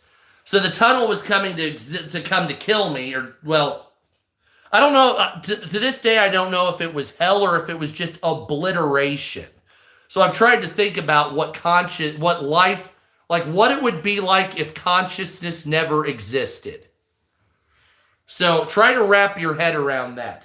So you always, even if you die, you're like, well, consciousness exists. I'm here. Whether I'm a physical being or I'm just some, blob of pretend right now, I'm still here. This thing living in my eye socket that keeps yelling at you somehow is alive and it's doing something. But I got the feeling that tunnel, it was either going to hell for a permanent torment, or it was going to be absolute obliteration to the point where you just never existed. Period. Hell is real. It is. See? Yeah. Did you go the tunnel route? Is that what it is? So let me know. Was it the black tunnel? Is that where it takes you? Or is it worse than that? Because I don't want to see that fucking diarrhea again. I'd rather fucking eat 10 bags of dicks. Or 5 bags of shit. But anyway, and this is funny. It's terrifying, but it's funny now that you think about it. Because you always hear, and they say in the Bible, like, the fear of God, right? Okay. So, when the tunnel was approaching me, it had like a wind that was suctioning towards it. And you could feel like, I wasn't alive, obviously, but if it's a different feeling. Like, pulling in, but it's like starting to like tear at you. True Holy Spirit, similar in ways. And I was like, oh my God, this thing's going to kill me. It's going to suction me and it's going to send me to hell. So the tunnel must have gotten to like right here. Right? This is how close it was. Like it must have come to like right here. And I was like, help me, Jesus. And then it just stops. And there's a difference between being scared and that type of desperate fear. And I think that's what's like, okay, did you have the desperate fear? Yep, okay. So during desperate fear, you called out to me. See how that works? And so God was there, and I was allowed to see above my experience, because apparently I didn't realize with all this happening, I must have been up in the sky a little bit at some point. Not high, but like, I could see both stages and all the people. I don't know, what would be the 10 feet, 12 feet, whatever. Pluto TV. Oh, very nice. And so I'm looking at it. I can see because there's 2 stages. And I'm looking at it. And the weirdest thing, so there's and I knew it was a demon because the eyes, they're like angels, right? And what are angels? They're eyes. Have you ever heard how an angel is described in the Bible? An eye, right? A wheel of eyes and shit. You're like, what the fuck is a wheel of eyes? It's a rotating set of eyes. Yeah, I wasn't allowed to look at him, or I didn't. He was over here, right? Right shoulder. So think about that. Right here, right? And I think at one point I might have said left shoulder, but I actually meant right. So, which is, when you talk about spiritualism, there's certain, like right is like a power where left is not. The numbers 3, 7, 12, 40, those all have certain meanings. Like when you say something 3 times, it's a symbol of it's final when you say it 3 times. So anyway, but that was part of it. Right side, whatever. Anyway, so angels are eyes, and not all of them, but when they describe the angels, the one are like multiple wheels of eyes. Look at how they're described. It's really fucking terrifying. So this thing that was over the rave, it was when I say a green eye, I don't mean it was green. Like, I mean, it had a green laser that came out of it, but the eye was like a black green, like a dusty green. And it was a demon that's an eye. Okay? It took me several years to understand what the fuck it was. And so not all demons are horns. They're fallen angels. What's an angel? Some of them look like eyes, right? And I'll describe one here in a minute. Whatever the fuck this one is, whatever his specialty was, I don't know what that is using some type of wavelength to fucking basically cause people to commit sins in ways. And I don't think it matters where it is. The music was just the music. That's people get into a trance with it. I think it might make it easier to fuck up or whatever. But what this thing was doing is the eye would rotate. So it would be a stationary eye like this that's 3-dimensional.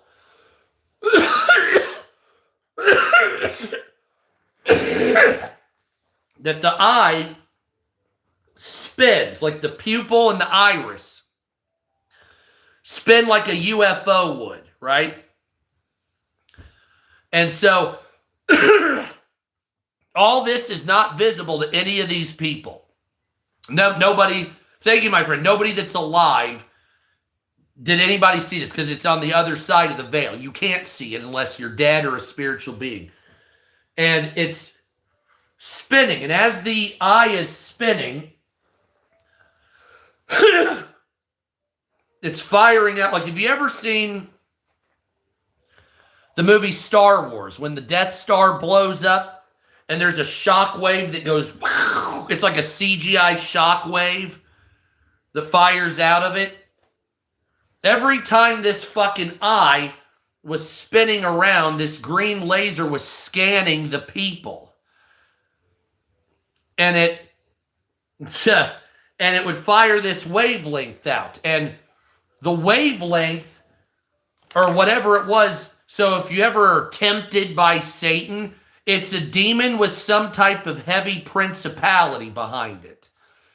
And it shoots out some type of wavelength that makes people sin. And it's not even sin. That's that feel like that, oh, I'm tempted to do whatever the fuck, eat another thing of chocolate and be a fat ass, whatever. Or you know, fuck somebody or whatever the fuck it is. That wavelength, that's what causes you to sin. It's it's not mind control. It's like a suggestive force. And I don't exactly know how to describe it.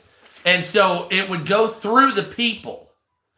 It would pass through their bodies. And about every time it would spin, it wouldn't hit everybody.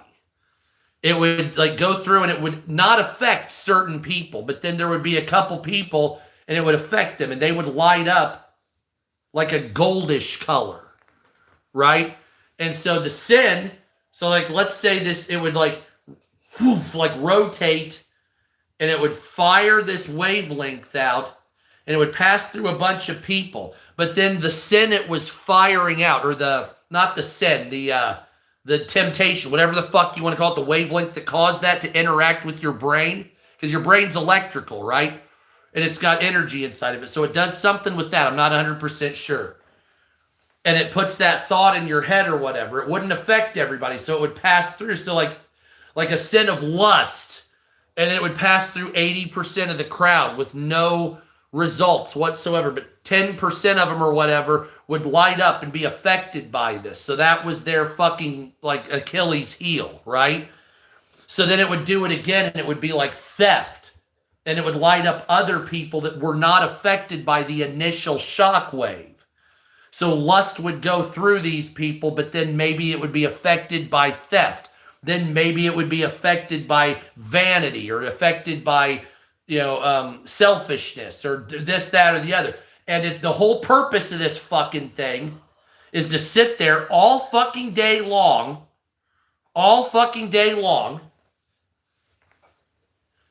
rotating and firing wavelengths out at people in order to make them sin. And apparently this particular thing was there because there was a gathering of people. But I'm assuming each person probably has a small version of that attached to them everywhere they go. And I'm assuming that every single person, specifically in large crowds, because big crowds make you do fucked up shit, right? How many of you have let down your inhibitions during big crowds only? Well, I'm at a concert. I'll do a little drugs like this. I'm at a concert. I'll fuck this person in a bathroom I didn't mean to. I'm at a concert. I'll steal this wallet someone left, or they left it anyway, instead of turning it in, right? Instead of turning the wallet in to fucking lost and found, and they call the person, say, we found your ID. No, you open, there's $150 in there. You take the money, throw it away. Oh, yeah, you're doing that more because you're in a fucking group of people, and these things are targeting groups of fucking people more because they have more results. It's efficient. I mean, the same rules apply as it would here. If you were marketing, would you fly, if you had an airplane and you're flying a banner and it says, buy my shit on it, would you fly it over a crowd at spring break, or would you fly it over one guy standing in a farm field in Michigan? No, of course not. You are not ever gonna fucking do that shit, because that's just waste of resources. You have this big, powerful, demonic energy. It has its own energy. It lives forever until the end of the world, but there's something with it that powers it. I don't know. I'm not an expert in this. I'm not Solomon, but it'll get more results in a crowd. So you go to spring break and everybody acts a fool. What's spring break and Mardi Gras? Show us your tits, suck my dick, and fuck me. You can't tell me that's not being targeted because of the amount of people there. It started out interacting on that aspect, and it drew more people in. I mean, Mardi Gras just didn't start with 9 million people showing up. It didn't just happen overnight. Mardi Gras started out with I want to party. So then they set up a block or two party, then a city party. Then it grew into this. Then it grew into this. Then there was a sexual aspect added to it. I mean, come on. Well, I mean, what is Mardi Gras? Show us your bush and throw beads. Show us your tits and throw. You can. Why was that interacted? One, guys wanted to see tits. Two, there was a specific sin of lust associated with it. You got a shit ton of people around. It's all there. As a matter of fact, there is actually.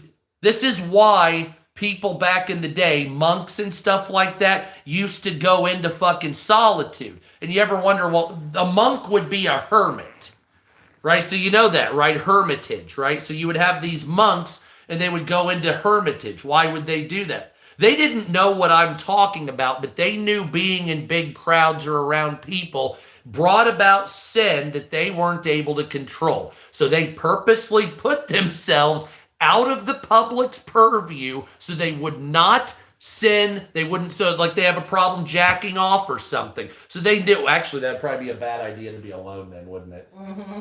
Okay, maybe not that one. Theft, maybe they steal people's shit. And so they know that if they, you know, maybe if you jack off all the time, maybe being in public only constantly would be a thing, because if people are always watching you, then you can't play with yourself.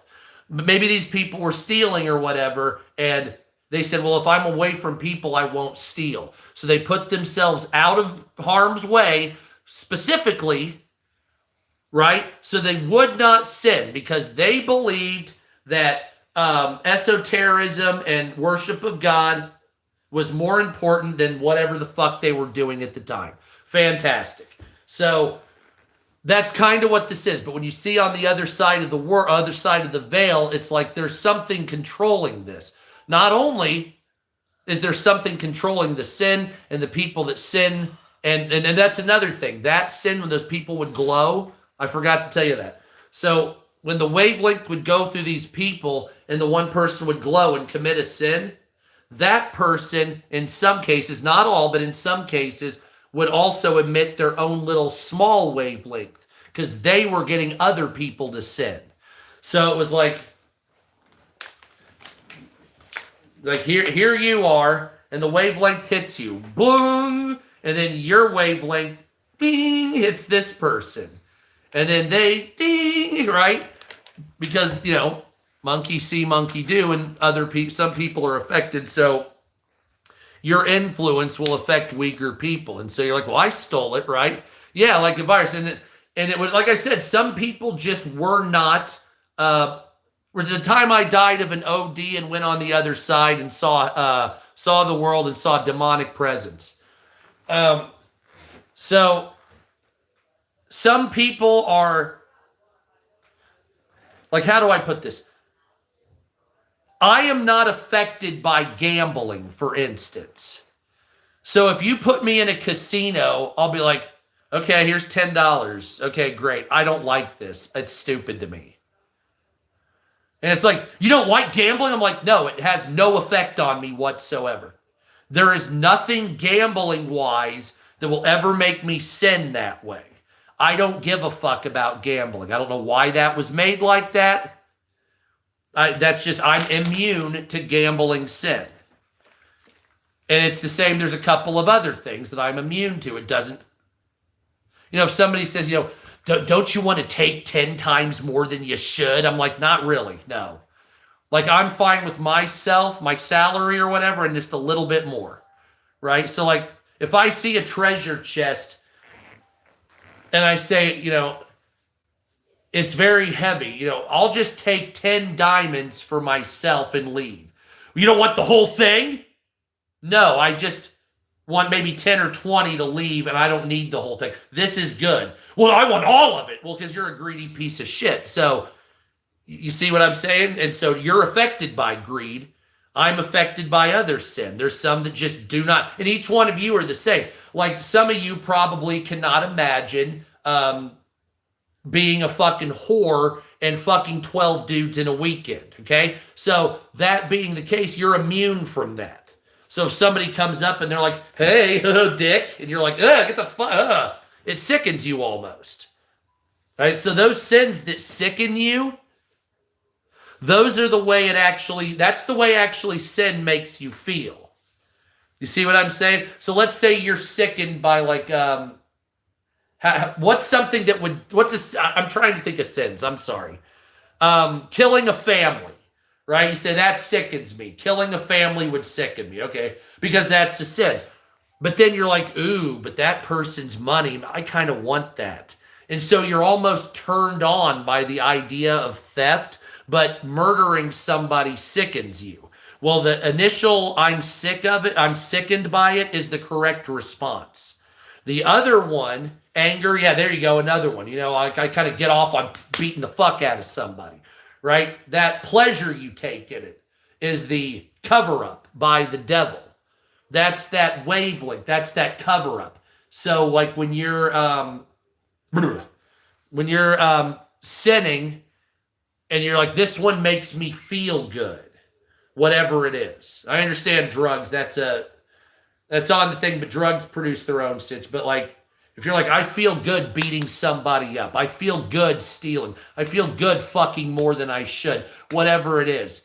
Those are all sins of some kind that somehow that is the Achilles heel. And every human has one of them. They call them the 7 deadly sins, but I think there's more than that, to be honest.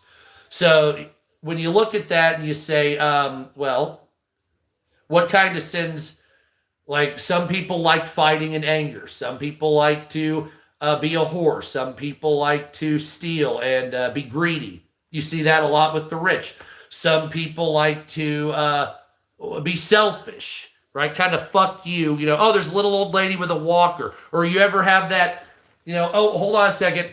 I have the opportunity. Here I am on the phone. I have the opportunity to go help my grandmother drive down to her hometown to see her mother before she dies. Or my side girl called and I can get my dick sucked. So the pleasurable thing is to say, fuck grandma and go get my dick sucked.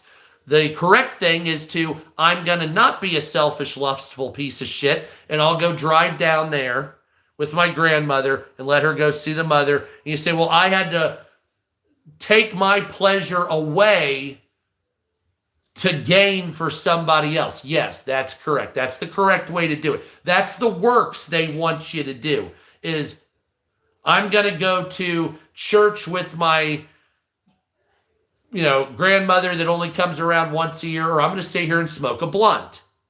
Overeat. Go to, you know, I don't get to do this much. But that's another thing. And I think I'm not 100% sure if Socrates was said it. It's like everything in moderation. Okay. So that's an easy way to look at it.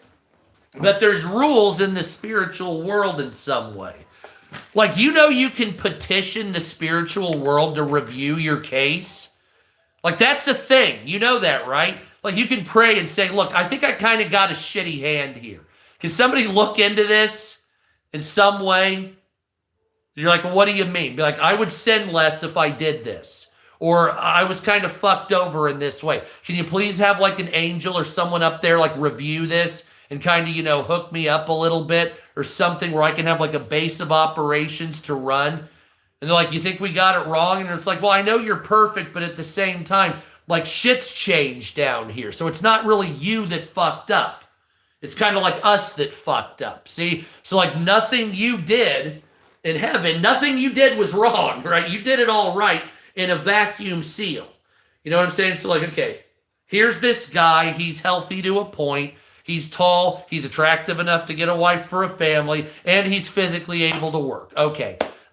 When he was growing up, we gave him some drug addiction. He fucked up in his lungs, couldn't join the Navy, and he's ridden with debt. That's another sin we have to worry about later on. He's easily manipulated, obviously can't control himself, has very horrible self-control issues, and we need to figure that out somehow. And so this guy has lived from age 0 to 43, and he has basically gained almost no headway whatsoever on self-control or discipline. So average human lives between 70 and 75 years. So we're going to put that as probably the minimum number, unless I get hit by a truck or something. So we probably need to work on this. Yeah, God is real, absolutely. And so God is real. And you look at it, you say, well, I don't have much time if I'm 43.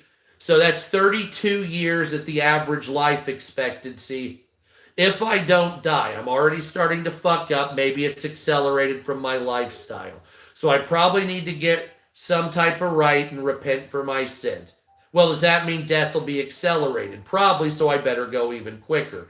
So how am I going to do this? How am I going to figure this out? Well, I could ask for help. I don't think I'll ever have the self-control I desire. I think I'll want it, but I won't get it. So if I say, God, help me, it'll give me tools, but I don't think at this time, slow progress. I need it installed in me as if I installed a USB drive into my head, that type of thing. And so I say, well, I contact Jesus by prayer.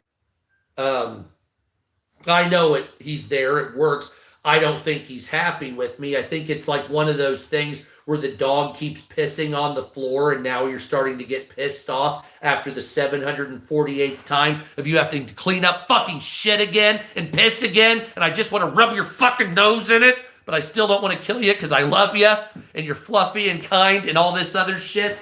And I think that's like where it's at, and it's like, what's the penalty for backsliding? You know? Because I know when you die, there's another realm. I know there's a tunnel that takes you somewhere. It's a terrifying thing. I don't want to see it again. I know Jesus at least exists. When I called his name, it turned it off, but I don't think the problem went away. I just think it turned it off. Like, okay, now we can talk. What the fuck is wrong with you? Right? And it's like, well, I don't mean to. It's like, yes, you do. Yes, you do mean to.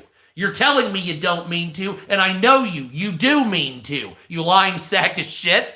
Don't try to fuck with me. I'm God, and I know you're lying. I know you're doing it on purpose, and I know everything you do and all the excuses and horse shit is garbage. And I know you can control it, and you're being a lazy fuck. Get to work. And I'm like, well, I don't know what to do. And it's like, well, time's a ticking. And it's like, well, what happens if you can't figure it out before you die? I know the demons exist. They're terrifying. They do funny things. It's almost like a bad video game. Right? Only that's the real shit, and this is the bad video game, which is even weirder. Because you're like, okay, so I'm living, so it's like, you ever played a video game, and in the video game, you play a video game? So like you play like, fucking, Grand Theft Auto 5, and you go to an arcade, and there's another game of a quasi GTA 2 in that. And it's the overhead, and you're a video game playing a video game. That's like what this is. Right? And then so, like, when you get back, then you're in this other world. And then God prepares a place for you, which I've had weird dreams about that too. No, God does not get stoned. As a matter of fact, smoking weed a lot is probably not a good idea. I would refrain from that if I were you. I'm sure it has some medicinal purpose because he did create it. But I'm sure me sitting here smoking it every fucking day constantly, it's probably not a good look. You know what I'm saying? It's probably not a good look, sitting there being like, oh, I'm getting high constantly every day. Does God want you to smoke weed every day? No, I'm sure there's a purpose for it. I believe CBD stops seizures, right? Or slows them considerably. And I think it probably brings your appetite and slightly reduces pain. I know if you smoke weed too young, it gives you schizophrenia, or it can. So it's not like it doesn't do bad things. You know, there's a symptom you can get from smoking too much weed called scromiting. You ever heard of that? Scream vomiting. Scromiting, where you're sitting there fucking puking your guts out. And you know how to cure it? You have to get in a hot bath. Isn't that a fucking weird thing? Why would that be the cure? Yeah, it's still better than alcohol, exactly. But yeah, if you ever have a scromiting spell, you make a hot bath. You get in it, it opens your blood vessels, and somehow it stops. I don't fucking know what the fuck that is. I don't think we know what it does. We smoke it every day. Yeah, look up scromiting marijuana and read the symptoms. You're like, what the fuck? Yeah, and it's like heroin. Well, it comes from the poppy plant. So it definitely, like, I'm sure God was okay with physicians. Like, I can't see God being like, oh, this guy's smart enough to figure out how to unfuck your heart when you die. I think that's probably a good idea. You know what I'm saying? That like I don't think, or like a pharmacist, he's like, hey, check it out. I'm smart. I fixed like 9 plants together and it stops you from getting diabetes. And God's like, that's fucking wonderful. You figured out how to make decaying dirt unfuck itself for a short time. Can you imagine that?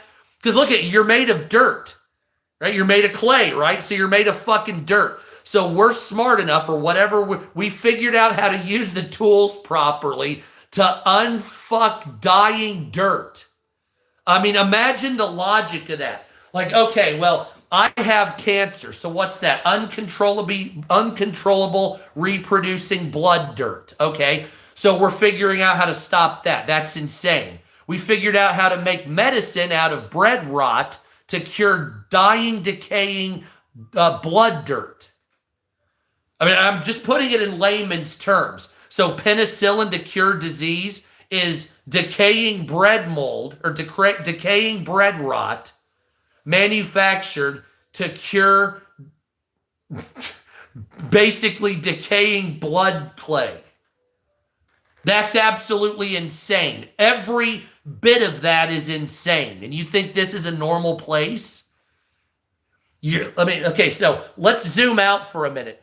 You are on a ball of rock going 1,174 miles an hour around a ball of fire that's burning where there's no oxygen somehow, with other balls of wicked gas and rock, which I don't know why we haven't harvested that. That's why they're there. We're stupid. I know we're like, why do you think God made all these things? It's like so you can have it to use. Like, we're restricting our people. There's a moon up there to take. There's Mars to steal the resources and bring it here. There's gas on other planets we could just harvest.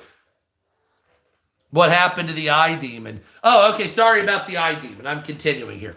So as I was sitting there and the eye demon was doing that, after a minute of doing that and being able to do it, it saw me looking at it, so it knows I learned all that and I'm spitting it out to you now, which is why it's probably pissed at me.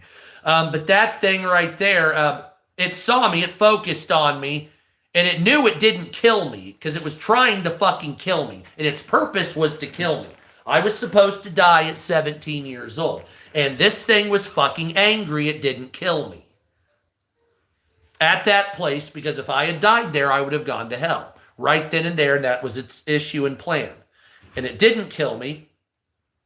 And the only reason it didn't kill me is because I screamed, "Help me, Jesus." So when you die, yell, "Help me, Jesus." That's not a hack or anything. It's just do that.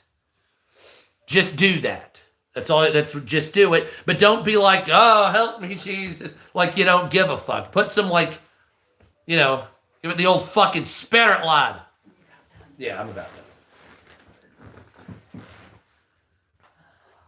Yes, Jesus helped me. He just wasn't happy with me. No, there's emotion behind it. You can tell Jesus wasn't happy. He was like, "You fucking idiot." It wasn't even like that. I don't even know what. It was like, "I should kill you."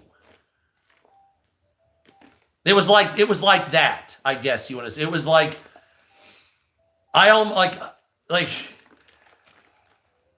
yeah, it was like, I should have fucking killed you. Like, what is wrong with you? What the fuck is this?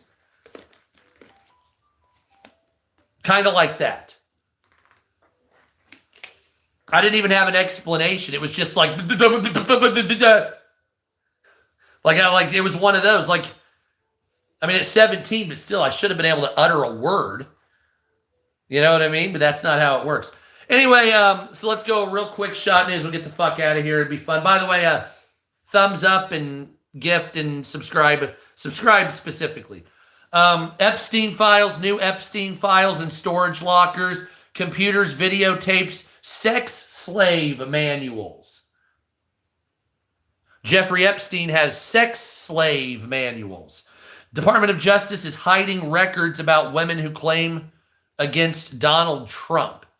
Yes, I did mean it with everything I did, because I don't want to go to fucking hell. That place, fuck that shit. And I know what some people say. They're like, well, if I got to hell, they wouldn't be prepared for me. I'm like, yeah, they would. Try. It's not, no.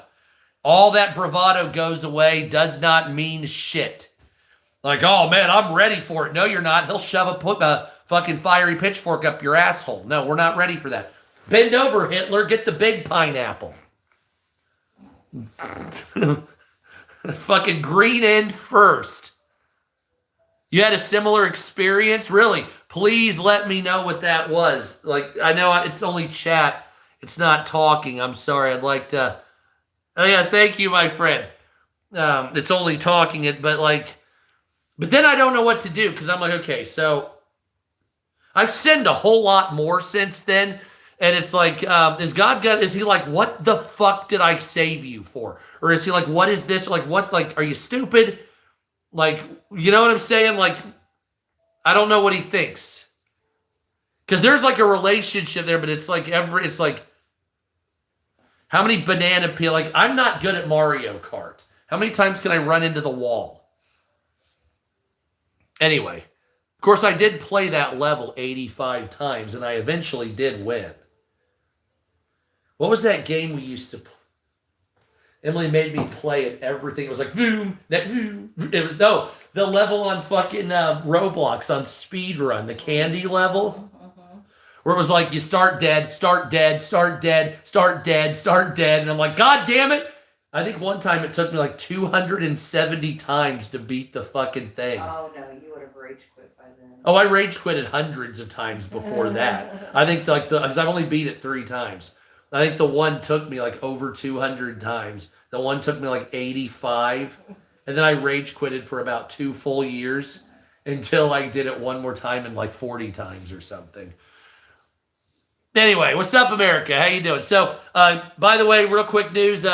Cuba kills 4 Americans in a speedboat coming from Florida. The story so far is that a speedboat with 10 guys on it went to Cuba.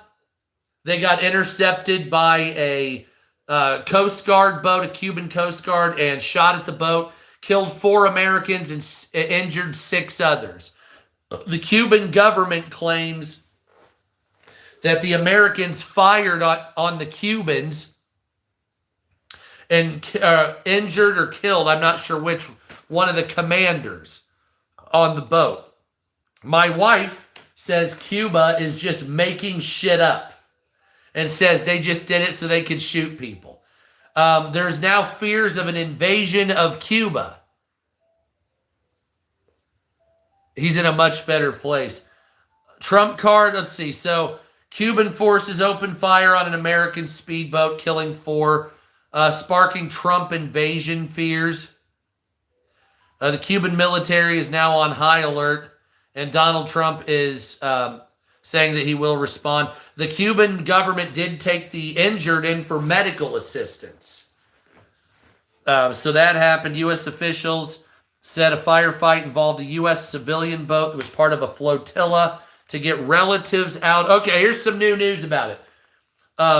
It was part of a flotilla to rescue relatives out of Cuba. The vessel was not a U.S. Navy or Coast Guard vessel, but was a civilian vessel. The official note from the Cuban Interior Minister say that Cuba reaffirms its commitment to protecting territorial waters based on the principle of, and there's an ad that popped up. Goddamn, dead internet is fucking real as shit, isn't it? Goddamn. Fucking hate the internet now. Would you like an ad served with your fucking dick in the face? It's like, no, but thank you. Cuba reaffirms its commitment to protecting its territorial waters based on principle that national defense is a fundamental pillar to the Cuban state in order to protect its sovereignty and stability. But apparently they can't keep the lights on in Cuba. Wonderful fucking results. So more than likely there's going to be some military action in Cuba. And then we'll be able to go down there and gamble. And, well, I don't care about gambling, but other things. MAGA declares war on Netflix. Pam Bondi pressured to stop Netflix. And 40 doctors and nurses described protest massacre with 32,000 dead and 300,000, injured. Trump's disapproval rating is now at 63% after the State of the Union address. And Jasmine Crockett leads Republican counterpart by double digits. Ilhan Omar's State of the Union was the ugliest we've ever seen. Actually, outside of a fist fight, I believe in the 1850s, that occurred at one of these. So there have been several instances where there have been congressional and House members, even Senate members, fighting each other. Bill Gates admits that he fucked underage Russian whores. So that story was true. Ex-Prime Minister of Norway. By the way, the ex-Prime Minister of Norway was arrested by the government and for fucking kids in the Epstein files. And he was rushed to the hospital after trying to kill himself today. Hey! Ho! What? Okay. Oh, man. So we're starting to get some movement with the Epstein files. For Hillary Clinton, deposition is latest stand your man moment. Stand by your man moment. Of course, she's going to stay with him because she probably eats children. She looks the type. Ayahuasca is curing depression. So if you have about $1,500, head down to Peru and get those blues taken away. I don't know if it's, I hope it's not. I'm not a fan. I don't want to take ayahuasca because I don't want a demon masquerading as an angel of light to talk to me. Putin flooding Europe with illegal migrants. And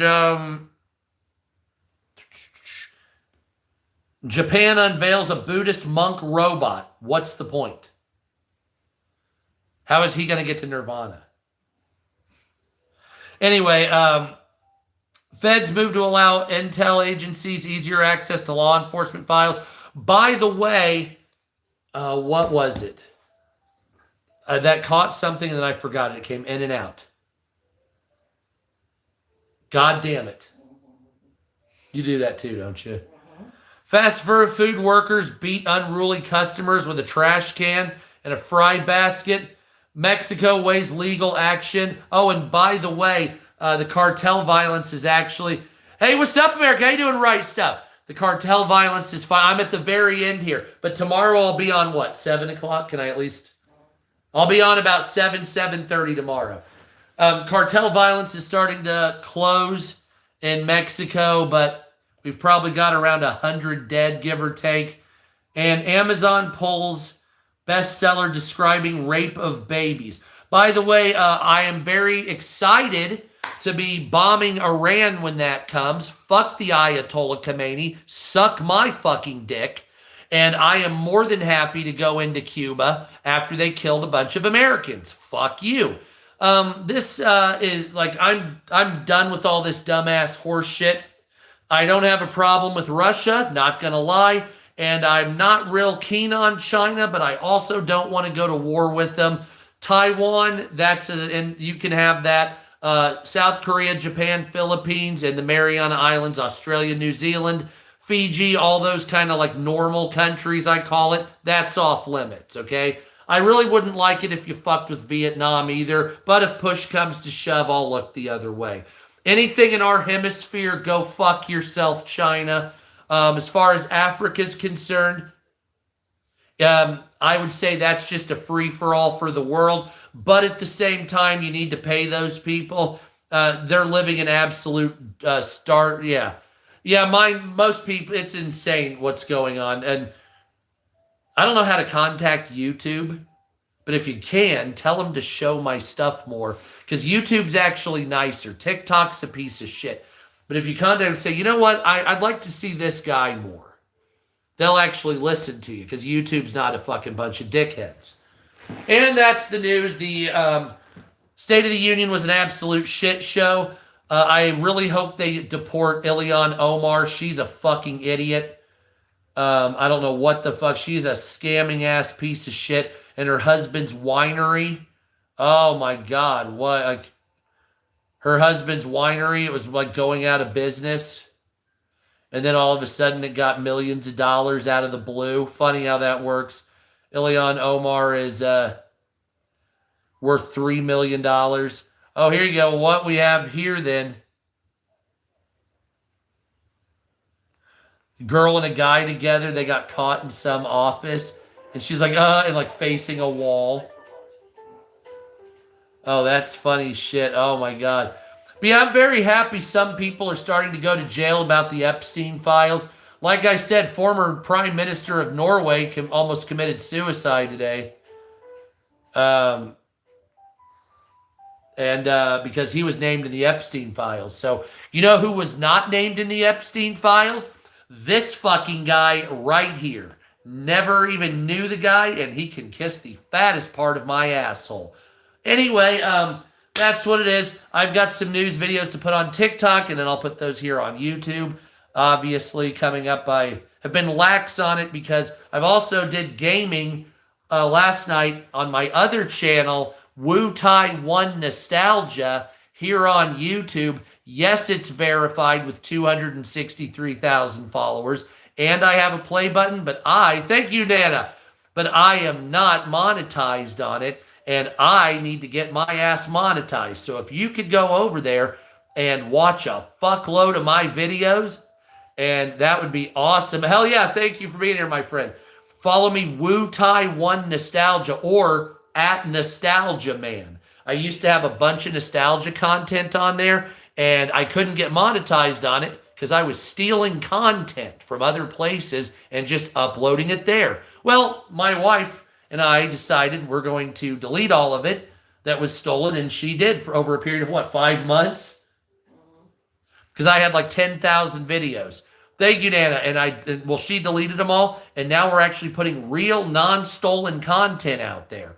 And so I would love to be able to get monetized on that channel one day. I've gone 11 or 12 years with it being not monetized, and I would like to get that happening one day. So I am after I deleted all the content, she deleted all the content. It was almost impossible. Like, it's only got like what, 1,400 hours watched, and YouTube says I need 4,000 hours, even though they changed it for other people, but not for me. So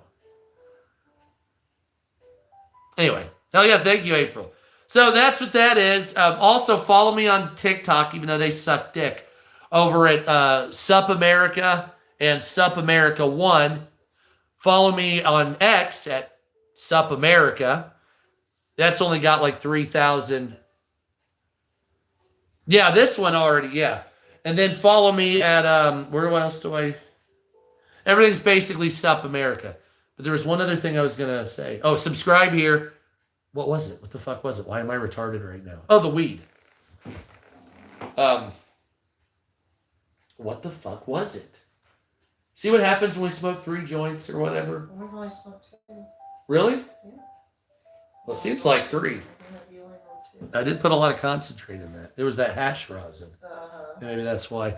But anyway, let's see. Well, it had something to do with something. Anyway, just follow me on Sup Americas all across the platforms. And yeah, that's it. So there's a lot of news. I got off. I'll be here at 7:30 tomorrow. I'll try to be. So I have to pick up my kid for college, drive her to college. Damn right. Yeah, I'm telling you, man, it's real. The other realm is a terrifying place, isn't it? If you don't have Jesus, you get fucking killed instantly. It's like you walk in, it's like you're playing a video game and you're walking into a 9999 HP bad guy and you have 10 HP and no armor. But if you have Jesus, if you say, Jesus, help me, it's like a bubble that like stops the vortex killing you. That, seriously, I don't know what it's like. It's the only being. So I don't know if that's like is that the valley of the shadow of death? Is that what that is? Because like the ancients try to describe it. Anyway, but don't forget to subscribe, share, like. You can pin the gaming one of yours. Oh yeah, can you do that real quick? Can you pin the name? Oh, I'm sorry. Hold on. My wife's getting back. She's going to pin the name of it on here.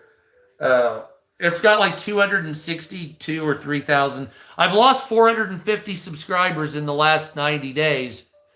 Yeah, it's the ultimate force field. Exactly. It literally is. There's some force that emanates from Jesus. I don't know what it is, but it's a force of some sort. It's a power that emanates from the man or the spirit of the spirit man. I don't know, whatever. But it's some type of force that emanates from him. That's what these people could seek, and they were like the centurion was like, It won't let me pin it because I'm on my account. But really? there. Oh, there. See where it's Wu Tai One nostalgia. That me. She put it up there. So yeah, like the centurion was like, my servant's dying. Can you heal him? And he's like, well, let's go to your house. He's like, oh no, you don't have to do that. You don't have to walk to my house. You can just say it and it's fine. He's like, really? And he's like, yeah, because I already know. You have a power field, but it's more than that. You're God. Just say it and it happens. Okay, and he said it and it happened. It's like, that's it. Thanks. There's actually a movie about it. It has George Kennedy in it or something. Whatever. No, it's got the other guy in it. It was a good movie. Anyway, thank you. Yes, Wu Tai One nostalgia. Oh, that was it. It's Cameo. Sup America on Cameo. I'm still on fucking Cameo. I may have been a has-been, but you can never say I was a never was. Because I'm still on Cameo, aren't I? That's right. Only B celebrities get to go there. That's right. Only ones that are washed up as fuck. And so hit me up on Washed Up Cameo. Anyway, that's it. So don't forget to subscribe, share, like, hit the notification button. And of course, if you don't like me, block me and go fuck yourself, as always. There it is.